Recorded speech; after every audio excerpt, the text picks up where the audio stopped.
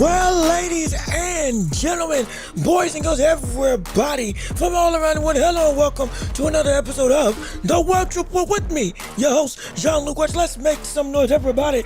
Clap it up, get excited wherever you are, in your car, on your job, with your boss, with your friends, wherever you may be. This is the place to be in the hottest show in all of the globe right here on YouTube and on every major podcasting platform.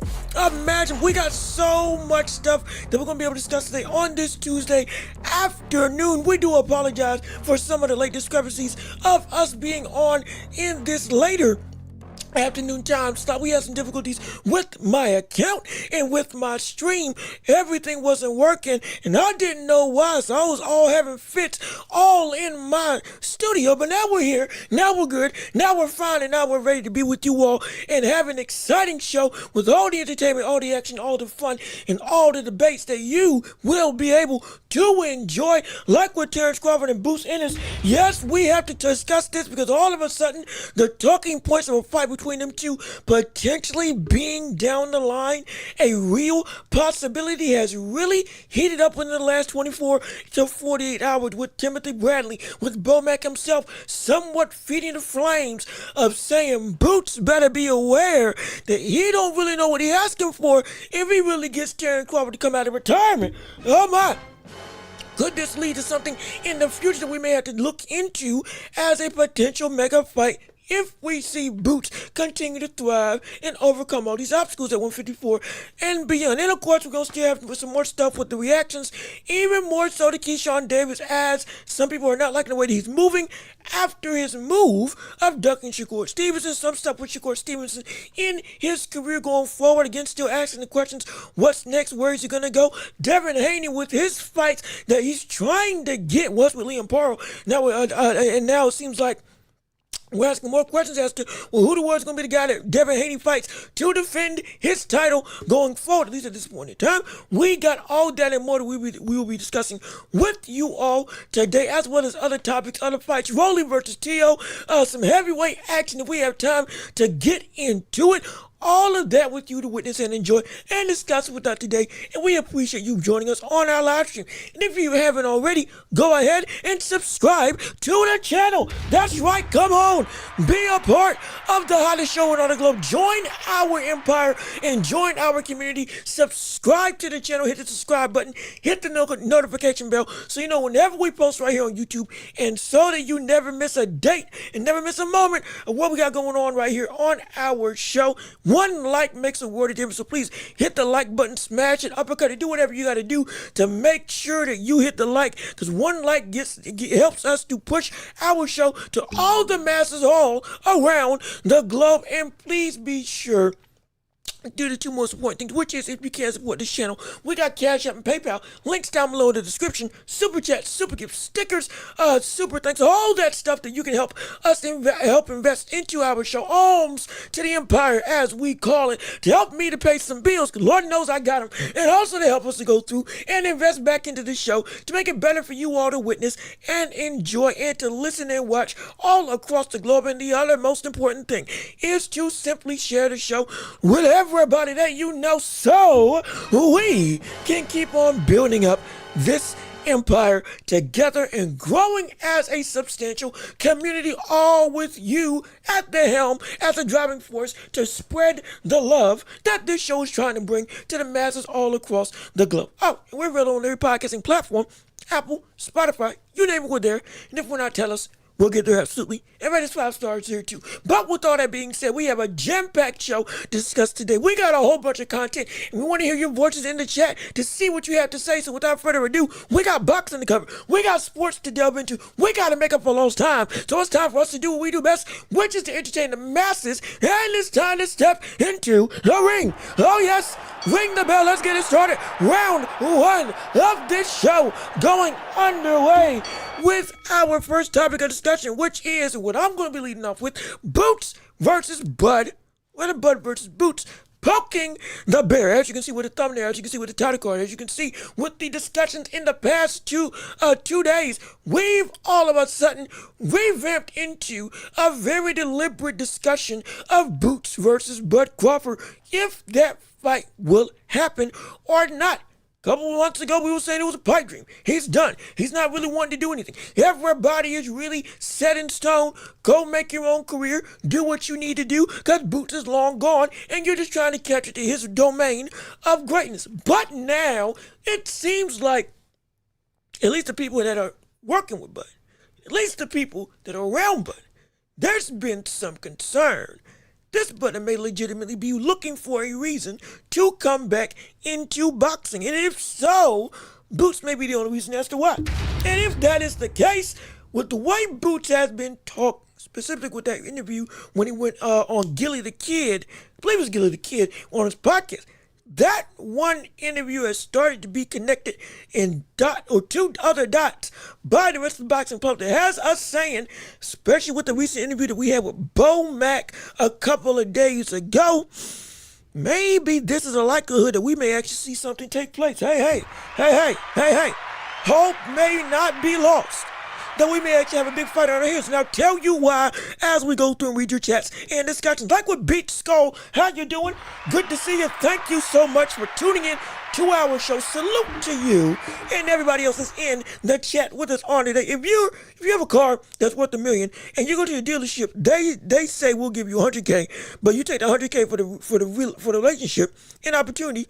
Are you going to take the deal? So I 100% understand Key not taking this fight. And look, and we're gonna have Keyshawn Davis. We're gonna have, like I said, Keyshawn Boots T. We're gonna have it all. Shakur David Haney. We're gonna have it all on this show. This is just to get people in the door. Hey. But we will be discussing Keyshawn. To this point, before I get fully into the Bud versus Boots discussion, we can pivot a little bit before we go into the main topic. Because again, you all are still able to control this show. Real quick, when it comes to Keyshawn Davis, just deliberately addressing this, I understand this whole sentiment. The relationship and opportunity in terms of cars worth $1 million, you got a dealership that say we'll give you $100K, but take the $100K for the relationship and the opportunity, you're going to take the deal. And then you say, so I understand Key not taking that fight. I get it. I just feel, to me, before we get into Boots fully, I just feel on this topic with Keyshawn Davis, it's going to keep on coming up. Keyshawn Davis, maybe did this for a relationship reason. Maybe it's to stay in good graces with somebody else. Understandable. I just think the way he was talking, the way he was moving, and the way that this opportunity legit fell into his lap, this was a product of the good relationship, whether it's Jay Prince and otherwise, that he had gotten to where, hey, he's trusted with big money, he's trusted with big opportunity, and he's trusted with the skill set of, hey, we think you can make this fight potentially interesting with a fighter that normally makes a fight boring and is nigh or nearly unbeatable up here at 147. So, you could be the guy that shakes this whole thing up, and you're actually a real dog. We think you're going to be a big star, and now is the time to show you can move like the star. This is the $1 million car that we were saying eventually you're going to get, and we're giving it to you. That's why I'm saying I think you should take it in terms of the deal with David Haney. If he, again, I'm not saying you can't see the logic in why you may not move forward with the fight if you're compared to the car situation. Understandable. I just think this is the very situation. He was working to get that $1 million car. And this was the car that they were saying you can get if you keep on moving. That was just my thing. But again, I get where you're coming from. I just think that's a little bit different. Also, Boxing Nerd, how you doing? Salute to you. Good to see you. Thank you for showing up and showing out and tuning in to the show. But let me see. Now we can get into fully the topic of conversation with Boots and Bud and all that stuff. Bud told him already, say his name, say you're going to knock him out. And that's exactly what I'm getting at. The topic of conversation, Bud versus Boots, poking the bear. Is this fight possible? Can it actually happen? And why? And it's just like what you stated.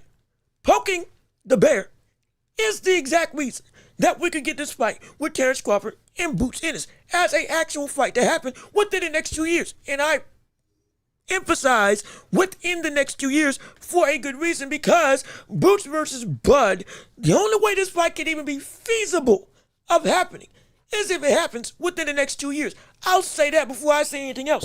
Before I say anything else about this fight, we need to understand that fully. We need to understand that out the gate right now. The only way that this fight, with us saying it's a possibility, the only way we can see this fight actually take place is if we see this fight happen within the next 2 years. And that would mean Boots Ennis becomes undisputed within the next 2 years. But with that being the case, it's also because Bud wouldn't want him out the ring too long. So by that time, he'll be 40. And past 40, even with somebody that's insane of a specimen like Bud Crawford, that's where stuff can get really dangerous. Yes, you have Arizona Lara. Yes, you have Archie Beterbiev. In the past, you have Bernard Hopkins and George Foreman. And to some degree, lesser degree, but again, with the substantially more fights, Archie Moore, who fought well and good into 36, 37 years old, but with 100 plus fights on his resume, that brother was, by that proxy, older than everybody else, with tread on the tires. Quick history lessons. But I digress. What was Archie Moore, the knockout artist who has the most knockouts in boxing history? George Foreman, Bernard Hopkins, and others that I've named. Once you hit that threshold of 38, 39, 40, if you can stretch it out to be successful, great. But if you don't, it's understandable. With Boots and Bud, that age is the line of demarcation. We need that to be the time that we actually get this possibility to happen. And I think he can. And it's also predicated on Boots becoming undisputed. If he does that, now you got something to fight for. Now you got the level of rapport that would fit the makeup of, hey, that's worth my time coming back. And most likely that would mean that you're now moving up to 160. Where we saw, I forget his name, but the mouthpiece of Terence Crawford, the buddy who was always talking and who is essentially the marketing guy for, is it Ben, not Benny the boxer. Is it Benny? I forget his name. Whatever his name is. He goes through, talks all the time about how great Terence Crawford is and hypes up fights. He was on an interview recently talking about that very sentiment. What it needs to get him out. What it needs to get him into the ring again. And as well, what it would take specifically. Bernie, excuse me, thank you. Al Booger, thank you. Thank you so much. Thank you. And also, salute to you. Thank you for showing up. We appreciate you on the show. Bernie, not Benny. Bernie is who I was thinking of. Thank you for the correction. Also, we have more people in the chat. Like with Mr. Miyagi, how you doing? Good to see you. Thank you for showing up and showing out and tuning in to the show with us on today. We appreciate the love and support so much. But again, to keep the conversation going, Benny was saying on an interview, all of that can be well and good to be the thing to help get him out. But the biggest thing is to simply call him out. Say that you're going to knock me out. Say that you're going to go through and take me to the canvas. Say that you're going to put me to sleep and give me a reason. Again, Benny said that that's what Boots was saying. That's what Bud Crawford was saying in personal talks, personal life with him when he was around, that he overheard. Didn't know if he was going to be upset that he told this publicly, but that's what went down. Couldn't find the exact clip that I was looking for, but you can go find it because it is out there. I think even Showbiz the Adult and a couple other podcasters had that as a running clip of conversation in terms of that point in time in the interview. That is what it's going to take. And to even be more frank about why I'm saying Boots Ennis, if he really wants this fight before Crawford turns 40, win the undisputed title and just poke the bear, it's also because of what Bomac said when he was discussing this fight, when he was on an interview this week, I believe. I forget with who the actual interviewee was. I want to make sure I give props to where props is due, but I digress. When it comes to Bomac, who was on an interview, he had said, I should be able to find the clip right here. It is here. Where's it? Here it is, right here. Bomac on an interview with Last Stand Boxing, talking about Crawford, his thought process of being retired, but also Boots doesn't know what he's asking for if this brother does come out of retirement. And I'll play this soundbite in full so you can see exactly what the context of the conversation was and exactly what he had to say on said matter. right here as you transition over into the world of picture and picture really quick. Before I do that, let me see Boxing Nerd before I play the clip. Let me read what you have to say. Bud better be on his bike. He can't beat Boots in the pocket. Hold on a minute. Wait a second. Wait a minute. Hold on. Hold that thought. Hold that thought. Because we're going to get back to that, trust me. But let me play this clip of what Bomac said and another clip of what Timothy Bradley said as to why there's a reason we could see this fight happening. But after you transition over into picture in picture, I will let you all see exactly what Bomac had to say in full in the clip.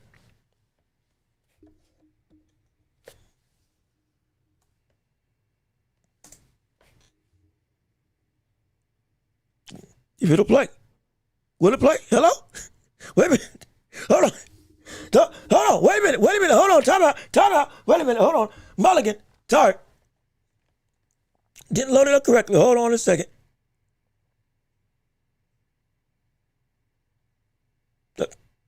Are we good?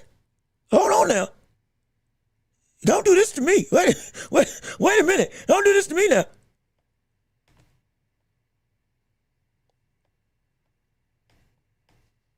Why was it playing in slow motion? Let me there we go. Okay. ask you about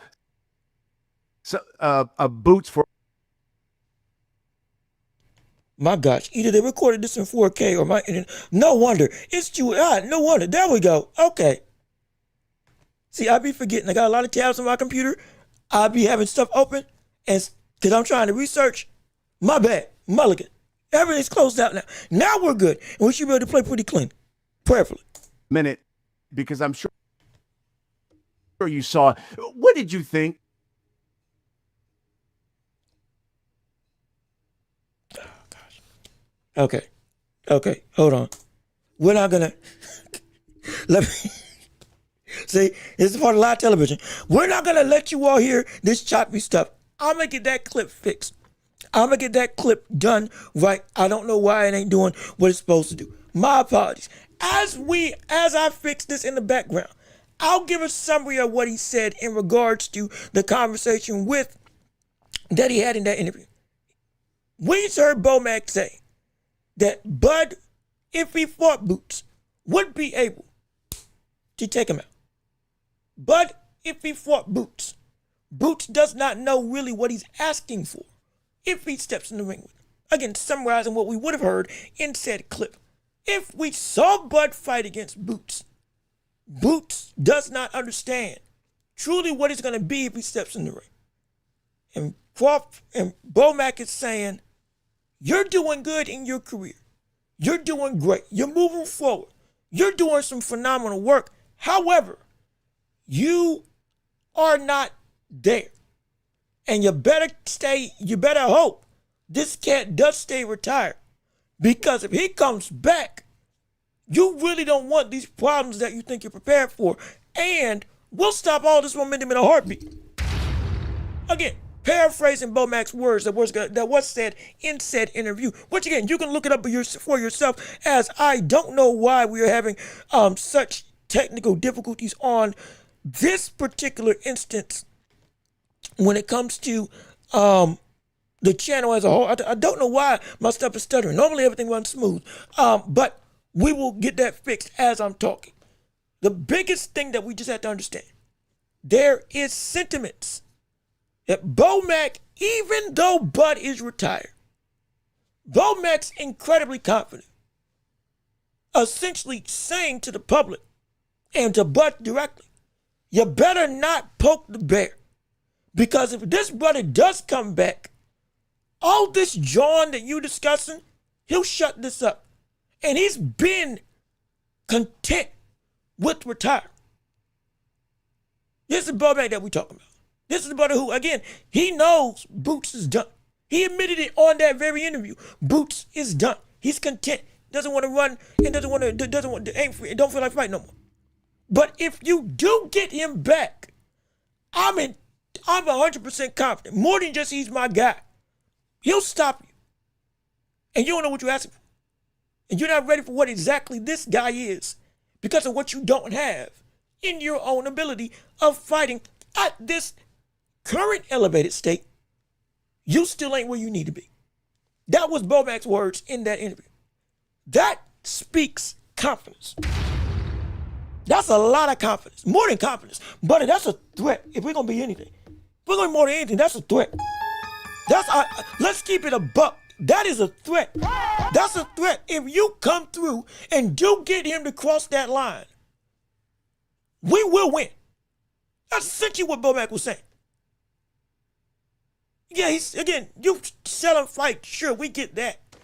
I think this is a little bit different. This is understanding. Hey, this ain't what you think it is. This cat still, he still is within that window of fighting that he normally would be fighting one time a year, taking a year to train. He's still active training Lester Martinez. He hasn't just been out of practice to the point that this cat just can't run with nobody. It ain't that type of game that you think you're going to get if you try to get this fight. There's some confidence in from Bomac as the trainer of the man that we may say, hey, this brother might just be too long in the tooth. It's like it might be just fine. But let me keep on playing. Let me keep on reading your thoughts and reactions. Like I said, I do apologize for the clips not playing like they should. If I can get that fixed, I will on this stream. But I'll be summarizing. If I can't get it done, I'll be summarizing stuff that was said on said interviews for you all. Let me see. Boots Cheney and Bud more accurate than Xander? Yes, he is. Xander was 185 in that ring. Yes, he was. That much bigger man that hit Boots in his equaling. You're right. He was big on the night of the fight. Boots got clipped on the chin. He did, and he got rocked and got hurt, and there was some little bit of trepidation. But already you see the flaws and the pros that we see with Boots and Bud, even at this current state right now. It is believable. We already have, look, in the last 2 minutes, you'll see all this discussion. You'll see all this back and forth and banter in the chat and just around the globe. Just by the sniffing that this fight's possible is because this fight is a real dangerous affair for all involved. Even with the more prime, quote-unquote, lion in Boots Ennis. Oh, excuse me. The more prime, young, fresh lion in Boots Ennis. Even with them fighting and reaching an incredible zenith and being able to be at the tip top and looked at as, in many people's eyes, one of the 10 best fighters in the world. Again, for me, he's right outside there. But for most, he's one of the 10 best in the world from a talent perspective. Getting compared to Roy Jones Jr., having all this hype and ability, finally beating a very game and elite level contender as Xander Zayas. Everybody's on this guy's bandwagon for good reason.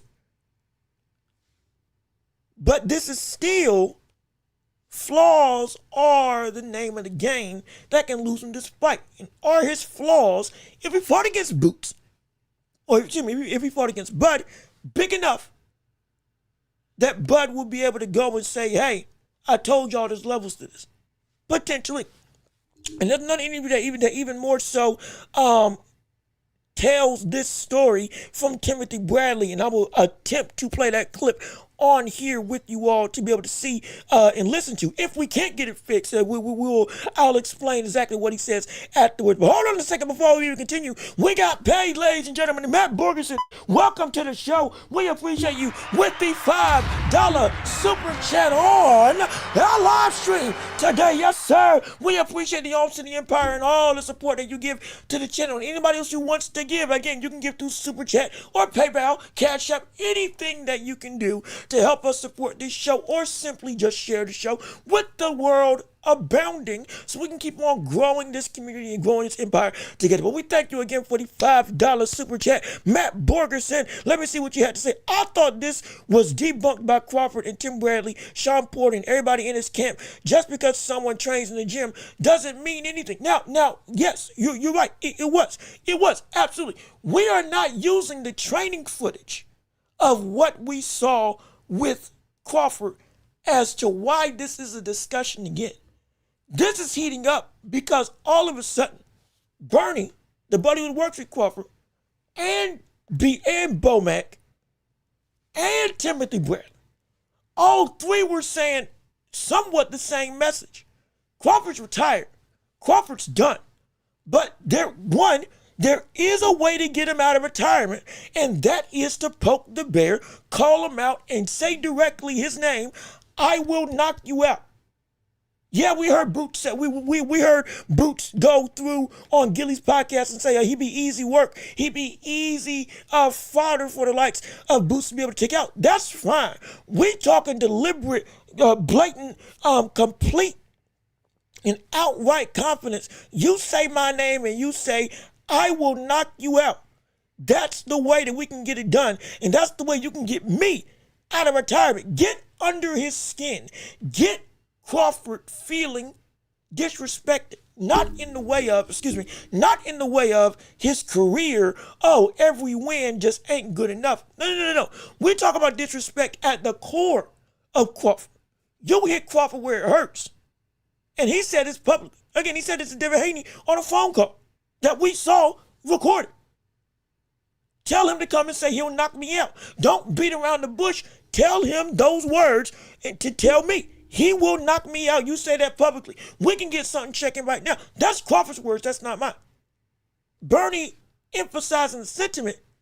Get under his skin, not just with mundane stuff. Attack him directly. You want him back. This brother still is a fighter at heart. This cat still is fresh enough. He can come back and get his year of training and get his butt back in shape even better than he was before. Because now we know he's 160, 168 from here on out. He ain't moving down no more. This brother just needs you to tell him directly, I will not just beat you, I will stop you.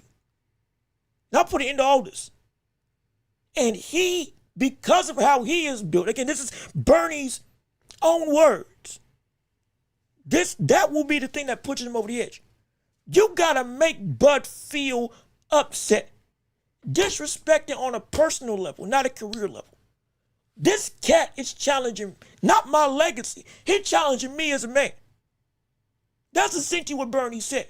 And if you do that, you'll get him out of retirement. Because the way that Crawford is wired is the thing that will dictate this comeback. He is satisfied, but he's never taken disrespect. He is content with his career, but he's looking for somebody not to attack his career, but to attack him. Sure, the legacy is already set in stone. The love of the game is still the love of the game. That, yeah, I think even you've heard Roy Jones, you've heard Andre Ward say you can't beat the high of walking out in the ring, that rush of euphoria, that rush of adrenaline, that moment before the fight and getting into the fight. You can't beat it once you tasted it, and every fighter misses it. That's understood. But for Crawford, it is now beyond just the personal or the legacy attacks. He ain't that great. I'ma be better than him. Crawford wants somebody that is young to come out and say straight up, Terence Crawford, I will knock you out. Not easy work, not, I'll handle him. I will knock you out. And if you don't like it, do something about it. If you don't like it, do something about it. And come check me if you can, while you still got time, before I turn to a brother that you don't even want to mess with because you ain't on my level no more. If somebody goes like that, if Boots goes like that, we got us in a whole different conversation to fight. Whole different conversation of movement and thought process by Terence Crawford. Because now it's not about the legacy that you're saying I'm not good enough. Now it's about me. You think you'll stop me. And you think I'm not man enough to come and do something about it.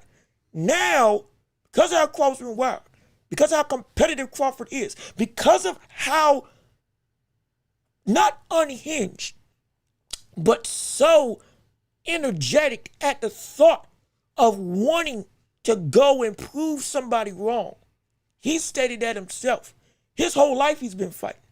He now has had an opportunity to be able to sit on a throne that he's built, but he's always ready to jump up. But you gotta say the right thing. And you got to be bold about said thing. And right now, when it comes to Boots Ennis, that's the thing that's going to change. If he's bold about it, he'll make it happen. I guarantee he'll make it happen. Also, we got so many people in the chat, but let me keep on reading everybody's. I'm trying to. Great day. Hold on. Wait a minute. I'm missing all the super chats and all the money. Wait a second. Hold on. I'm going to catch it, but let me get the super chats first. And then I'm going to go and react to you all, the rest, only because we got to make sure the people that get paid, hey, they're doing what we do. Let me see people acting like it's confirmed. Trust me, we are not saying I'm not saying it's confirmed. This isn't confirmed. This is talking through if this type of plan of action would work. And is it possible? And why it could be possible for the world of boxing as a whole. Let me see. Matt Borgeson with another $5 super chat. Oh, good gosh, wait a minute. Lord, we making bank. Hey, man, we're doing this. This is perfect. I chose the right topic today. This is great. This ain't even 1/3 of the show. This is perfect. Oh, thank you, Matt, for the $5 super chat yet again. I'm sorry, but they aren't Crawford. They are just people who know him. People think he's going to be convinced, but the only person who chooses is him. And you're right. You're absolutely right. There is no fault in that. Let me see. Since when did everybody become a psychologist? Let the man retire. Don't need to see it, period. And that's fair. That's absolutely fair. And thank you for. I think collectively, this is what $10 to $12, maybe even more. Matt Borgeson, we thank you so much for all of the Austin Empire. We appreciate it. Oh, it means the world to us. It means the world to me. Absolutely. Thank you for supporting this channel. And you bring up some good points, and I'm gonna read the rest of your chats as well. Let me just address Matt real quick with this type of conversation. We don't need to see this fight happen necessarily. We are not Bud, and Bud is the only person that can choose. We are content and were content with letting Bud retire. You have to understand, it's not about us and Crawford. It's about Boots and the other fighters and Crawford. We're here saying we were content with them being gone.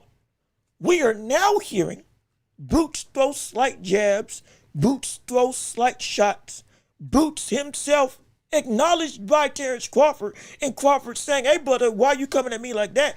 I feel disrespected. Well, I ain't been nothing but supportive to you. We've seen Bud attempt to really we've seen Boots attempt to really make this stuff move. Crawford's a commentator. Crawford's been cheering on other fighters and just being a host, for lack of a better word, or an analyst on TNT, doing their fights. He's got gyms. He's doing his thing. It is the boxers now, specifically Boots, that at more times that we've been able to see, he's been talking in this vein of, again, poking the bear. Bernie, he publicly went out and said, this is how you poke the bear.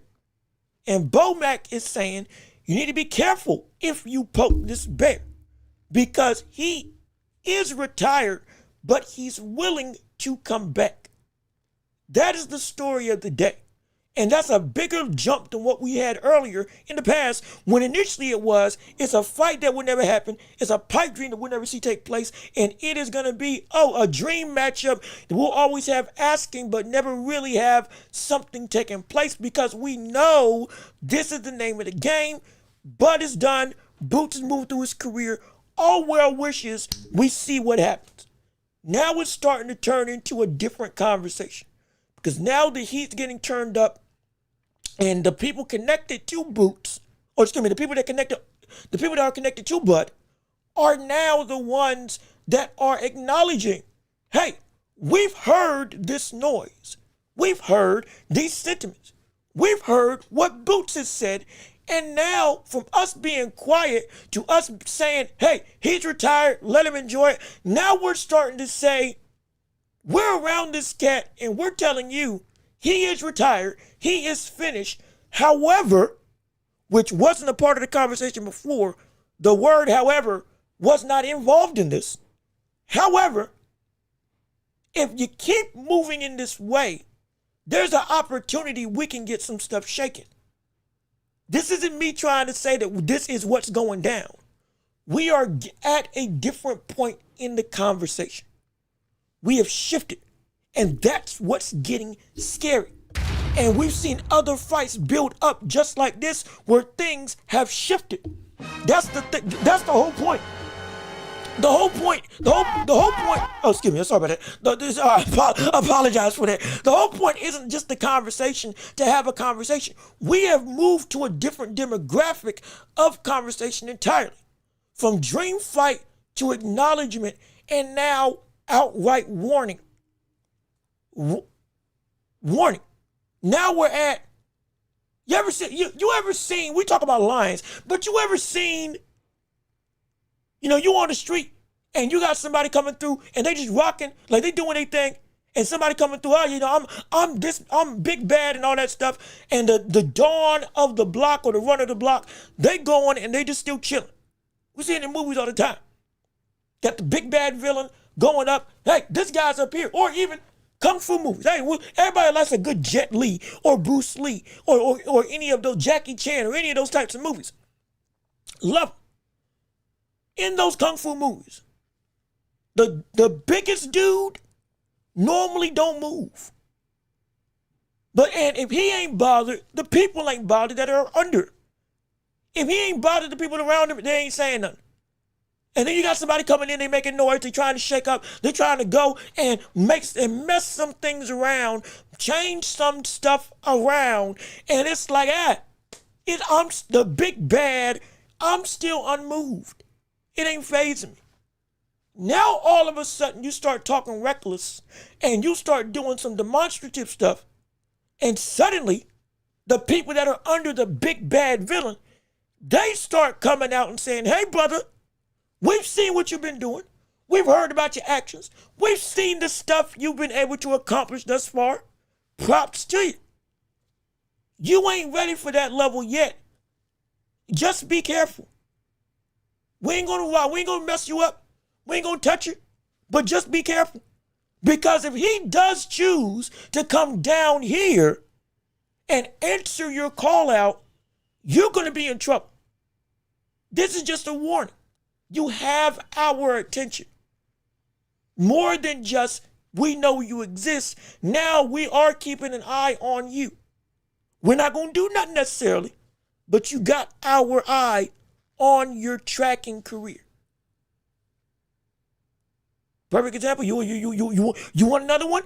IP Man, a great movie you can watch, I think on Netflix, Hulu, or Tubi, one of those 3 platforms. Ip Man, as it's called. The real story of the guy who trained Bruce Lee.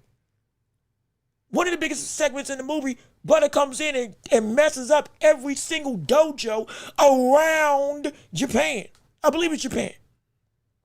And just beating up masters left, right, cutting people, with their own weapons, beating them with their own style. This cat's got his own posse, but he beating everybody by himself. Every single master at every single dojo. Ip Man is simply at his door. He's simply at his house. He ain't said a word. The next thing you know, he beat the bad guy, beats all the other dojos, comes to Ip Man's house directly and says, hey brother, call me out. I want to fight with you. Give me the chance to show you I'm the best around here. Ip Man shuts the door. Brother comes in again. Come on, brother. I'm the dude that's out here. Ip Man shuts the door again. The cops come by and say, hey, brother, this is the cat that is the best around here. You don't want these problems. Just go back. You did your thing. And then the villain comes through and disrespects Ip Man's wife and kids. Then it went from just legacy to personal. And after that, Ip Man said, okay, you really want to go that way? We'll go that way. And beats him up in his own house, behind closed doors, to the point that it leaves him deaf in one ear. And he never challenges him again. He goes back and just completely changes his whole life. All because he got the mess beat out of him. Easily. All because he kept talking, but the answer to the call out didn't come up until it got personal. Not legacy, personal. The man went after Ip Man's wife and kid, specifically the kid. And that's what caused Ip Man to say, okay, we got to fight. Bud Crawford isn't concerned about you saying his legacy ain't good enough. Bud Crawford ain't concerned about if you think, oh yeah, I would beat him because he's old. Bud Crawford is concerned about, do you think you'll knock me out? And if you cross that line, we got ourselves a whole different conversation that I need to address now. And that's what's going to get him out if it does keep going this way. But we've elevated from I support you, I want to see you succeed, to hey brother, why are you disrespecting me? Why I've been nothing but love to you. And now we've gotten into that third phase. We're at the warning phase. We're at the caution phase. It's gone from green to yellow. All of a sudden, everybody's looking. You better start looking left and right now. The Dawn sees what's going down. From his high horse, we know you exist now. And you getting closer and closer. I'm done. I'm fat. I'm fat and happy up here. But I guarantee you, this is a warning for a reason. Because if the people around Bomac is saying this, and saying this, or the people around Bud are saying this, and they're expressing the sentiments that Bud is saying, if these are true, this is giving me some cause for pause to say, hey man, the next thing that we're going to say, if this keeps on elevating, Bud's going to respond directly. And he'll respond more consistently. And we know once he starts calling for a fight, okay, he does want it. And now we got different levels of problems. That's the step in elevation that we at. And that's why this is important. Because we've seen this story before of a fighter who, I don't want to do nothing with you. You ain't worth the time. All this stuff is well and good. And then eventually it snowballed into, okay, we got to get this fight. Now it's crossed the line. Okay, you really want this problem? I'll give you these problems and I'll put you to sleep because that is what it is. That's what I'm saying is why this is an important conversation. And hopefully that helps to show the bigger picture as to what we've been talking about on the show. Also, I'm not trying to go through and just talk on ad nauseum. I do want to read your chats. I just wanted to make sure we address the sentiment. Also, we got people sending gifts and jewels. Wait a minute. Hold on. Show me what's good with you. How you doing? We appreciate you on the show, on the live. Thank you for sending the 67 jewels to the stream. Also, my haircut's nice, by the way. Look, I appreciate it. Look, I told you I'm gonna look sharp. Your money is not going for granted. I'm going to tell you. I told you, your money ain't going for granted. I'm using it. I'm trying to keep sharp. I even cut my goatee, trying to trim it down a little. I think I'm gonna choose a different style. I don't know if it looks good or not. I'm trying to look like Ron Cephas Jones, the buddy who had a sticky curtain. Shit. We're going to see if we can go that far. But we're going to try to keep, again, like I said, we're looking sharp. We're looking clean. I appreciate it. Give me a month. I will look even better. Oh, yes, indeed. But I appreciate the sentiments, absolutely. We got more people sending, like, is it Black Turkley? I think Black Turkley. Thank you for the 1,000 jewels on our show. We appreciate the sentiments and the support and the love to our show. It means the world to us, no question about it. Also, my brothers, brothers, what's going on? Double B, what's good to see? It's good to see you. Thank you for tuning into the show. We appreciate you on our live stream. Bud said easy work for his fans. He is, and he mumbled it. It's asking for much, I know, but Bud versus where was it? It's asking for much, I know, but Bud versus Bivol was something I wouldn't mind Bud going for legacy-wise. Now, I think 175 was too much for Bud physically. That's me. That may be going into at this age, at that weight, maybe that could be a problem. But I can understand, hey, it might be something that could be that could happen. I think I would want to keep it at 168, 160. I think that's the best physical weight class without potentially going too far into the deep end for Bud to be able to succeed and still be everything that he is. I don't want him to run into Canelo, where he jumped, getting to 168, it was incredible. And he looked perfect doing it. 175 may just be the step too far from that position, potentially. And so I would want to see it at 168 or any fight at 168, right, for me. But I get the sentiment, absolutely. Bud don't want that risk, or Bud don't want that risk from a 38-year-old. Boots said he doesn't want to talk about it no more, and it's perfectly fine. That's perfectly fine. But with this being said, this conversation started in part with with Boots. Because Boots was the first one to come out and publicly say, easy work. He's the one that fed into this. And he's the one that's been, in some ways, feeding this narrative. If Boots doesn't want to talk about it, great. We want to see him in his own career. We said this previously. Do your own thing. Get your own legacy. Get your own lane and thrive in it. Make your career successful, because you got business to handle with Virgil Ortiz. That's the wrong sound. Hold on. That's the wrong sound. You got business to handle with Virgil Ortiz, with Fundora, and the rest of 154, Josh Kelly included. You still got your own management of legacy, lineage, titles, and opportunity that you gotta go and achieve for yourself. Don't need to go look at the past. Understandable. We were all for that. Mind you, I put this stuff to bed. This was never a big talking point on this show, because we've been normally saying, hey, I think Boots would have beat him because, I think Bud would have beaten Boots at the point in time when they were at the same division, because Bud was just better than Boots completely at that point in time. With Boots being better, if they had fought and Bud was still active, I think Boots would lose to Bud Crawford, simply because he still is not elevated in the same way. Plain and simple. And if anything, as time goes on, he'll be able to do some special stuff. And I think he'll get even better. And that conversation could be even more closely knitted. Understandable. But then after that, I was done with it. Now it's turned into a whole new thing. And the other thing, again, I want to make sure, I do want to try to play this one clip of, Lord knows I hope it does actually play.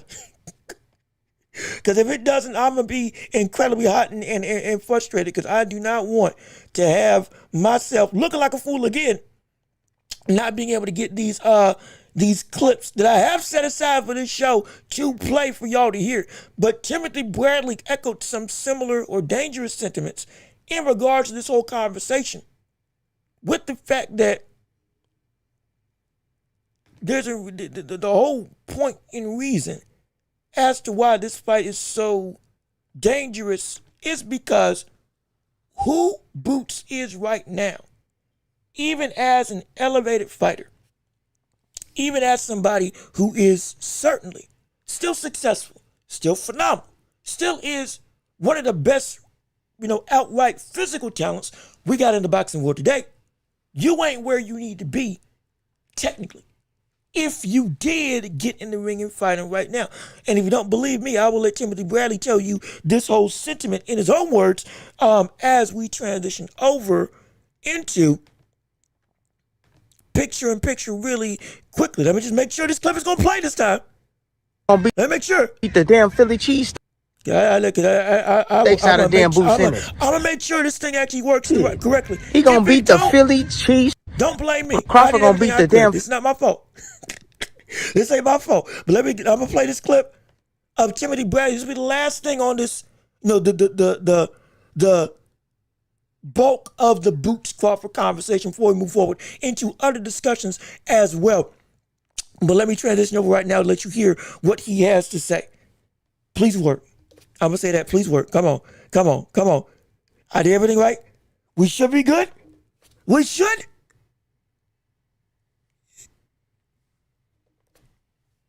Philly cheesesteaks out of damn Boots in it. Wait, hold on. There we go. Shit. He gonna beat the Philly cheesesteaks out of Boots in his ass. Yeah, he sure is. He gonna knock him out. Oh, if Boots has some success, oh, he gonna have some success. Oh yeah, he gonna have some success. You know, he got his speed, his power. He's very active. Yeah, he gonna have success. But shit, when he get touched on that chin though, oh, ooh, shit, kumbaya. Kumbaya, my lord, kumbaya. Kumbaya, my lord. That's what they're gonna be singing right after, because he gonna be having to pick his, hey, he ain't getting up. I promise y'all that. When Crawford catch his ass, if they were to fight, man, I said, it's easy work. Boots gonna do all the work for him.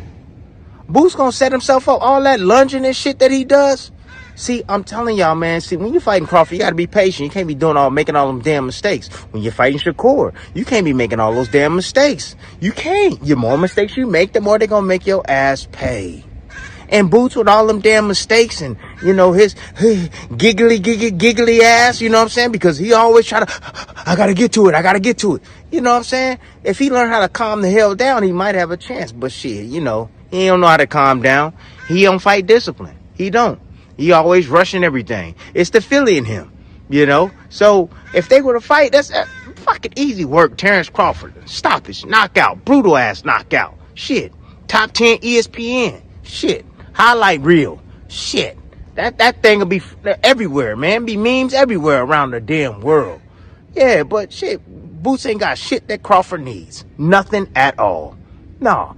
Well, Boots, if you go up to 160 and you wipe out the whole division there and you win all the straps there, maybe that might be enticing. Maybe that might be enticing for, you know, Terence, who just bored and just want to whoop some ass. So I forgot to mention. Viewer discretion advised. I apologize for any language that may be incurred. We're trying to keep this a fairly friendly show. Hey, just so you know, we want to be sponsorship friendly, and so we do. I forgot. I'm sorry. I know y'all don't care, but for the people that got the money, we gotta make sure y'all know. Hey, we try to keep it clean. We can't control what some people say, but just know we are back. Hey, wink, nudge, nudge. I'm trying to make sure, we apologize for any strong language that you heard in the conversation. But the point still stands. You saw the threat level, or rather the potential threat level against Boots if this fight happened. Now, in the words of Timothy Bradley, I'm not saying, now whether you agree or disagree, I'm not going to say he's absolutely right or wrong.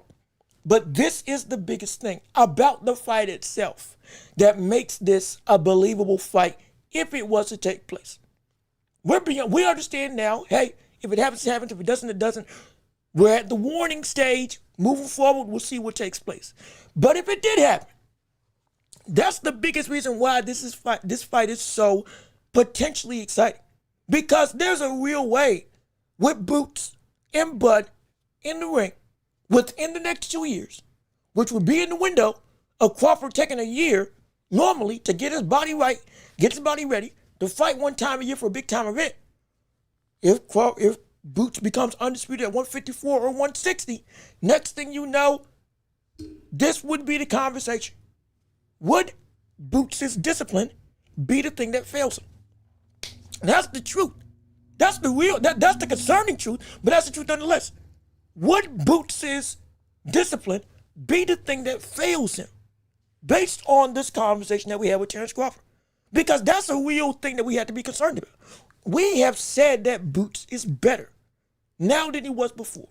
We've said that Boots is a stock market trader. I'm trademarking that phrase. That's my catchphrase. He's a stock market trader because Boots loves to trade with any of his opposition. Whether or not you are backing up, moving forward, whether you're a strong puncher or whether you're somebody that's elusive, Boots wants to tag you every time he gets tagged with something. Every punch you throw is a potential dangerous punch because I'm looking to attack that punch with a better shot. Trade for trade, tit for tat. I'm landing when you land with something that is better. That's what Boots is. Stock market trader. That's no problem. Perfect. That is his style. fits the mentality, fits the athletic ability. It fits the biggest strengths, which is his speed, which is his power, and which is his unique dexterity to be able to throw in combination incredibly quickly with incredible force at various different angles. It fits him. However, what the problem is the fact that sometimes he does rush his work. And he is willing to eat shots, to take shots, because at times he's rushing his work. He's got a chin. He's able to take it, but as we know now, from 154 on up, like with Xander Zayas, there is a danger that Boots has to respect. Because he got rocked, he got hurt, he got put for 30 seconds on a dangerous scope where Zayas nearly had his fight turned around in round 3. And let's be perfectly honest, I love Zayas. Zayas he's going to be a great fighter. He's a good fighter now. Formerly the youngest champion in boxing, had taken 2 belts, was pushing the envelope of trying to be a really deliberate fighter. We love that. What we don't love is the idea that we're looking at Boots at this stage in life that he still has some flaws in his game. Boots is still a problem of his own motor.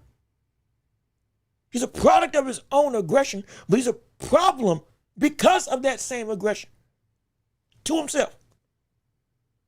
The pace that he fights allows him to go and really amp up the energy. At the same breath, working so much without the proper fundamental aspects that we're still wanting to see him do more of defensively. I was about the shots that with Terence Crawford, the last time we saw somebody that was lunging, that was able to, and that was their main offense to get good work, was Errol Spence Jr. And what happened with Errol Spence Jr. when he beat the lunging ability of Errol Spence? It literally ruined his entire career. Do we forget that? That's the biggest danger. If you're lunging in the work, if you're so exuberant to make stuff shake without the proper nullification, with somebody as elite as a Crawford in thinking and in counterpunching, you're opening yourself up, if this fight did happen, to an absolute onslaught of boom, heavy shot, big uppercut, big counter hook. Everything that Crawford would want to do, he will be able to do offensively while being a defensive fighter. Because all he had to do is just let Boots come in. Because Boots just wants to go. Next thing you know, I'm overcommitting. I'm in the pocket, one punch too many. Yeah, I can punch 3 or 4 times a second. We're talking about Terence Crawford, who's got the ability, within those 3 or 4 times, I'm picking the perfect shot. Next thing you know, I'm rocked. I'm dazed. I'm hurt. I'm in the danger zone. Next thing you know, I'm in the same position I was with Xander Zayas, but with a league's better finisher. Somebody who I won't get a second chance if I don't survive this time round. Hey, look at this. I'm in trouble. We got some problems here. And we're looking at, and this is the same cat. We can talk about, oh, Boots got a great chin. He's not chinny. That's perfectly fine. Do you know why I say that Boots would be in potential trouble? If even at this stage, if Crawford came back and fought him? Because an old, quote unquote, while he's still, at the tail end of his prime, and was retiring as the best boxer in the world, you can say he beat an old Canelo. He still beat Canelo, who was at the end of his prime, at the tail end. This last fight was potentially the last fight in his prime.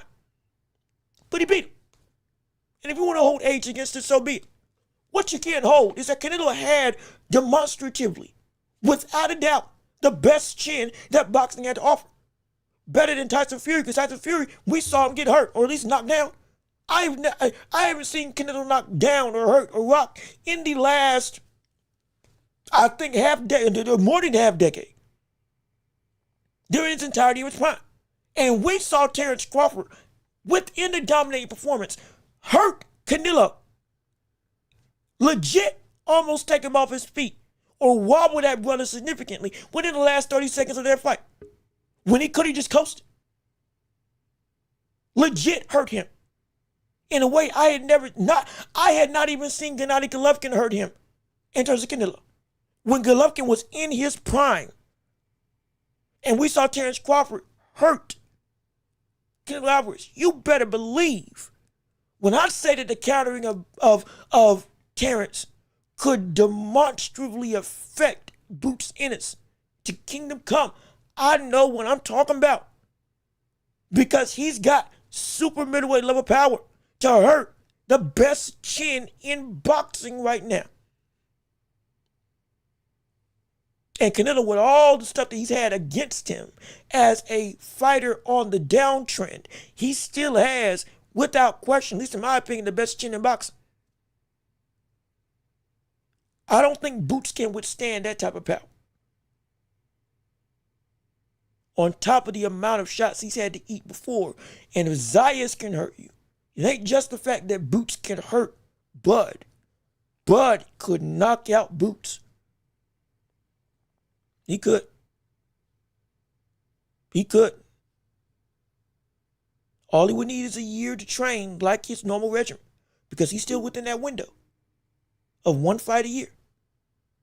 At this stage in his career, one fight in 2 years would still be fitting in that conversation because, hey, one, gym training, all this stuff, but two, more opportunity for his body to recover. Everything would work out fine. At least to me. That he would still be okay to fight like he would want to fight. I see this as a fight that might not actually happen. But the hype is because Crawford can win. Crawford can win. Crawford could stop all of this momentum if it happened. I'm not saying it will, but if it did, it wouldn't just be one of the biggest wins in boxing within this decade. It would also be a solidifying win for the greatness of Terence Crawford, and it would set him up to be in a position to where, like other conversations have had, greatest of all time, that changes even more so. Because let's also put this into perspective. If this fight was to take place, it would affect both of their careers. Number one, for Boots, you got the guy that you said you were going to beat. You finally got the match that you wanted, and you beat one of the greatest ever. Boom. You're on a trajectory. Now it's your turn to take that torch and apply it to yourself and become one of the greatest ever in your own right. Because you have the tools, you got the win, and you have the opportunity. On the flip side, we saw Crawford beat Boots. All of a sudden, there's people saying he might be the greatest of all time. We saw Crawford beat Boots Ennis. We were looking at people saying Terence Crawford is the greatest fighter ever, or the second greatest fighter ever, or the third greatest fighter ever. But I have yet to see a soul say if this win was to happen, Crawford would not be anything lower than 3 in their eyes. That's even above Henry Armstrong, Sam Langford, Joe Louis. For some people, Muhammad Ali. For some, Manny Pacquiao, Floyd Mayweather, Roy Jones Jr. I'm just rattling off names that can appear in multiple people's top 10 all-time fighters. He would be above all of them with nearly everybody I've discussed or seen discuss this very fight. And they will put him at minimum number 3. Minimum. Minimum. It'd be insane. But if it worked, oh my gosh. Preposterous. There's some weightiness to this fight. And it'd be insane. It's worth, it really is worth the conversation. It really is worth the conversation to happen. But let me keep on reading your chats. In response to the Bud will destroy Boots. If Bud comes back, the best fight for him is a Canelo rematch. No, that's not the best fight. That's not the best fight. A Canelo rematch would not be, it wouldn't be worth it. A Canelo rematch would not be worth, or it would be the biggest monetary fight, potentially, guaranteed it would be, at least one of the two, but it wouldn't be the biggest fight he could get. And most likely it'd be worse than last time. Most likely it'd be worse than last time, because now I know how to beat you. And I already hurt you. But in the second fight at 168, mind you, the first time Usyk went up to heavyweight, he wasn't as powerful as he was the second fight around. But after that second fight, Usyk was comfortable more than just adapting. He was comfortable up there. If Crawford gets comfortable at 168 for a second time around, that's a whole different makeup of operating in the boxing world. That's a different level. It would be if Crawford fought Canelo again right now, that would be a worse loss than the first time for Canelo Alvarez, because Crawford would be even more comfortable at 168 to operate within his body. And that's danger. And Canelo right now is learning to get his body back to a different state, because he has to change who he is as a fighter in some degree to be able to still be a champion potentially, because he's at the tail end of his career. And his physical ability is not what it was to do the same stuff. Crawford is picking at this division that Canelo is getting degraded in skill. And it's Canelo's that's got to change in an uncomfortable way, while Crawford has to change in a comfortable way. It would be a bad fight. I wouldn't want to see it, because it'd be bad. It'd be bad. Let me see. Stay alert. What's going on with you? How you doing? Good to see you. Salute to you and everybody in chat. We appreciate you coming in and joining us on our show. Boots would knock out Bud Cold, maybe. Like I said, I'd like to see it. I would like to see it. We're not confirming it's going to happen. We're not saying it will happen. We're just telling you we're getting into a different stage in the conversation. If you think Bud would knock out Boots, so be it. So we can get to other topics of discussion. I'll put it on a poll so we can make sure we have you all feel your reactions and thoughts as we're continuing to discuss everything. And we'll switch gears, because we still got Keyshawn Davis, we still got Shakur, we still got other topics of discussion that we want to get to on this show, as we already had an hour. Good gosh, great day in the morning. So we want to make sure we covered all that. But I'll put out a poll real quick to let you all vote on who you think would win while we continue on the rest of our conversation.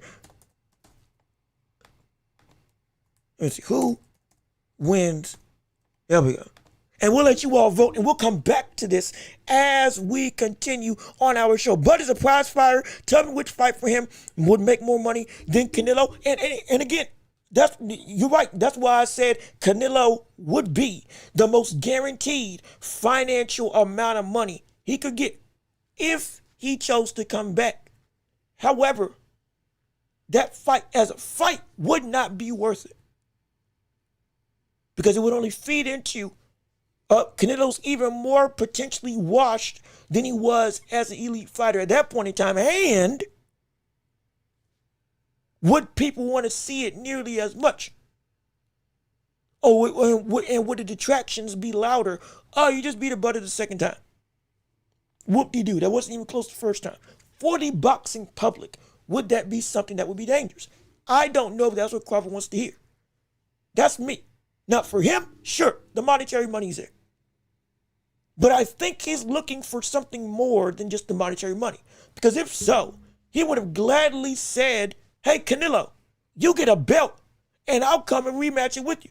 Or he would have taken the rematch outright with Canelo after he beat Canelo and Canelo had to get elbow surgery. All right, cool. I'm going to leave. I'll come back and I'll rematch you when you come back. Or they make me the champion in recess of some division like they did with Tank Davis. And when you come back, I'll come back and we'll fight each other. I won't hold the belts hostage, but I will come and fight you. It would have been like that. But because it wasn't, I just don't think that he'll come back for Crawford. I don't think he'll come back for Canelo. I don't think he feels like he needs to. Even if the money would be up there, because it would. Let me see. Bud is already cleaned out 147, so there was no point in defending the titles if the next option was literally moving up to fight champions. By the time he got undisputed again, he was already ready to retire. Understandable. What is that? Crawford only takes calculated risk. I can't say that. I can't say that because I don't think Canelo was a calculated risk. It was still demonstrative. Most people thought Canelo was going to lose that, or Canelo was going to win that fight. Most thought Canelo was going to win that fight. It was a Crawford's trying to cash out. That was the bigger point of the conversation rather than, oh, Crawford can actually win. I remember because I was covering it. We were covering on this show. Crazy enough, we were covering on this show, and the public sentiment was normally Crawford is coming in. He beat Errol Spence Jr. He beat Madrimov. Now the momentum of those two fights, he's trying to cash out on a big opportunity. He'll sacrifice his O for a biggest payday of his life and walk into the sunset. Many people did not think he was going to be able to win. Too small, too weak to the body, wasn't going to be able to take the power and walking down aggression of Canelo. Can't sit in the pocket with Canelo because he's too strong. And Canelo would do the same thing that he did to Charlo or something similar. I picked Crawford to win. Most people didn't. And it was for a good reason. So I don't think it was a calculated risk. I think this buddy just genuinely, like, a lot of times people just don't want to fight him or didn't want to fight him at that point in time. Now everybody wants to fight him because he's worth the risk, as we talked about earlier in the show. Let me see. In fact, get Boots in the ring with Fundora and Virgil before we claim what to do to Butt. And I'm perfectly fine with that. Absolutely.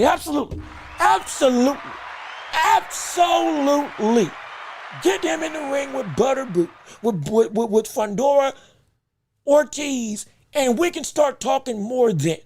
Because we like we said with Boots earlier, the topic of conversation with Boots is simply Boots is starting on his legacy to turn into the fighter that we know he can be. We can step away from Bud real quick. Let's talk Boots. Boots, when we say he needs to be proven, it is not because we're saying that he doesn't deserve to be in conversations of some of the greatest talents in the sport. He needs to be proven because the brother's got 35 fights and only got 4 belts in 2 divisions. Now, I say only as if, oh my gosh, he's underperforming. What I mean by that is he has just now, at the age of almost 30, gotten into the caliber of elite competition on a consistent basis that we said we wanted him to see. Between the fights between Zayas and Stanionis, with, again, Lima in between, that's 2 fights against 2 champions in 3 fights. Great. It should have been moving like this a while ago. And now that you're here, you got your prime between 29 and 32 to go and achieve everything that you can and everything that you said that you want. We want to see it. We want to see it flourish and shine. But we got to make sure you actually take those steps to do the thing. That's all we're waiting on. And now that we're here, let's make it shake. Let's make it happen. Before we can even talk about any of those other conversations in the world of boxing, let's see what you can do where you are. Don't forget, you said you wanted to be undisputed at least 3 divisions. Let's make sure you can get 1 before we talk about anything else. Because if any of these fights are going to happen that we say, oh, we want to see, or that you say stuff will be work for you, we got to make sure you do that stuff first. It's got to be that first before anything else. And once that does happen, now we can have those conversations that are actually worth the time. Right now, it's worth the time because, hey, we're having people acknowledge from Crawford's camp. But on the grand scheme, it's got to be you achieving the greater stuff first. And then we can have a better retrospect of a balance of name, resume, skill, and marketability with a respect because of what you've done to add yourself into these grandiose mega fight conversations. And I want to see it. It just matters if you got to achieve it. It's just a matter of you yourself have to achieve it. But my gosh, let me make sure, before I continue, I want to make sure I catch everybody that I can because Lord knows I do not want to miss anybody who's been chatting because we've had a whole bunch of people talking in conversation about this show. And until I'm not trying to do, I love the chats. I love all of the support. Please keep on doing this. We are normally going 2 hours and 30 minutes on this show. So you want to still hear your thoughts and opinions. Boots and butt is not the only thing. We're getting ready to transition into other topics. I'm trying to make sure I can acknowledge some people that came into the chat that I haven't got to acknowledge earlier, like Ron Franco. What's going on with you? Thank you for tuning into the show. We appreciate you joining in on our live stream with us today. Let me see more stuff from Stay Alert. Bud never defended his undisputed titles. That says a lot. Well, again, you know, if we want to go by that perspective, Roy Jones Jr. did not defend his title at heavyweight. Do we hold that against him? Does that say a lot about him? He might have been better off at staying at heavyweight than going back down to 175 with how he was fighting, because of what we saw was a loss in his physical ability. I think he could have gotten maybe another championship outside of just John Ruiz if he had stayed at heavyweight and didn't lose the muscle. But that's just me, because of how good he was. Losing the muscle made it worse for him. Terence Crawford fighting at 168 and then defending, letting go of the belt and saying, I'm retired. That might be, that could be bad. But we don't hold that against Roy Jones for dropping the belt, do we? I don't think so. Nor should I think that we should hold that against him. There are situations that we've seen people drop a belt, and yeah, it's because they want to avoid certain type of work. It was held against Riddick Bowe. Remember, Riddick Bowe, for many years, it was held against him that he dropped the belt because he did not want to fight Lennox Lewis. However, it turns out, similar to what we see with Terence Crawford, Shakur Stevenson, and them hating the WBC, because of them demanding more money, a similar situation was happening with Riddick Bowe and the WBC. Hey, brother, I don't like the way y'all are running me as a champion when it comes to money and financial stuff. If I have my story correct, fact check that whole situation for yourself. But I believe that's what led to Riddick Bowe dropping the belt into the trash can, like we see in that iconic photo and video all the time over social media, and one of the most polarizing moments in boxing history. When Riddick Bowe and Lennox Lewis wanted to go and fight each other. Most of the time, it's a bigger story as to why somebody's dropping.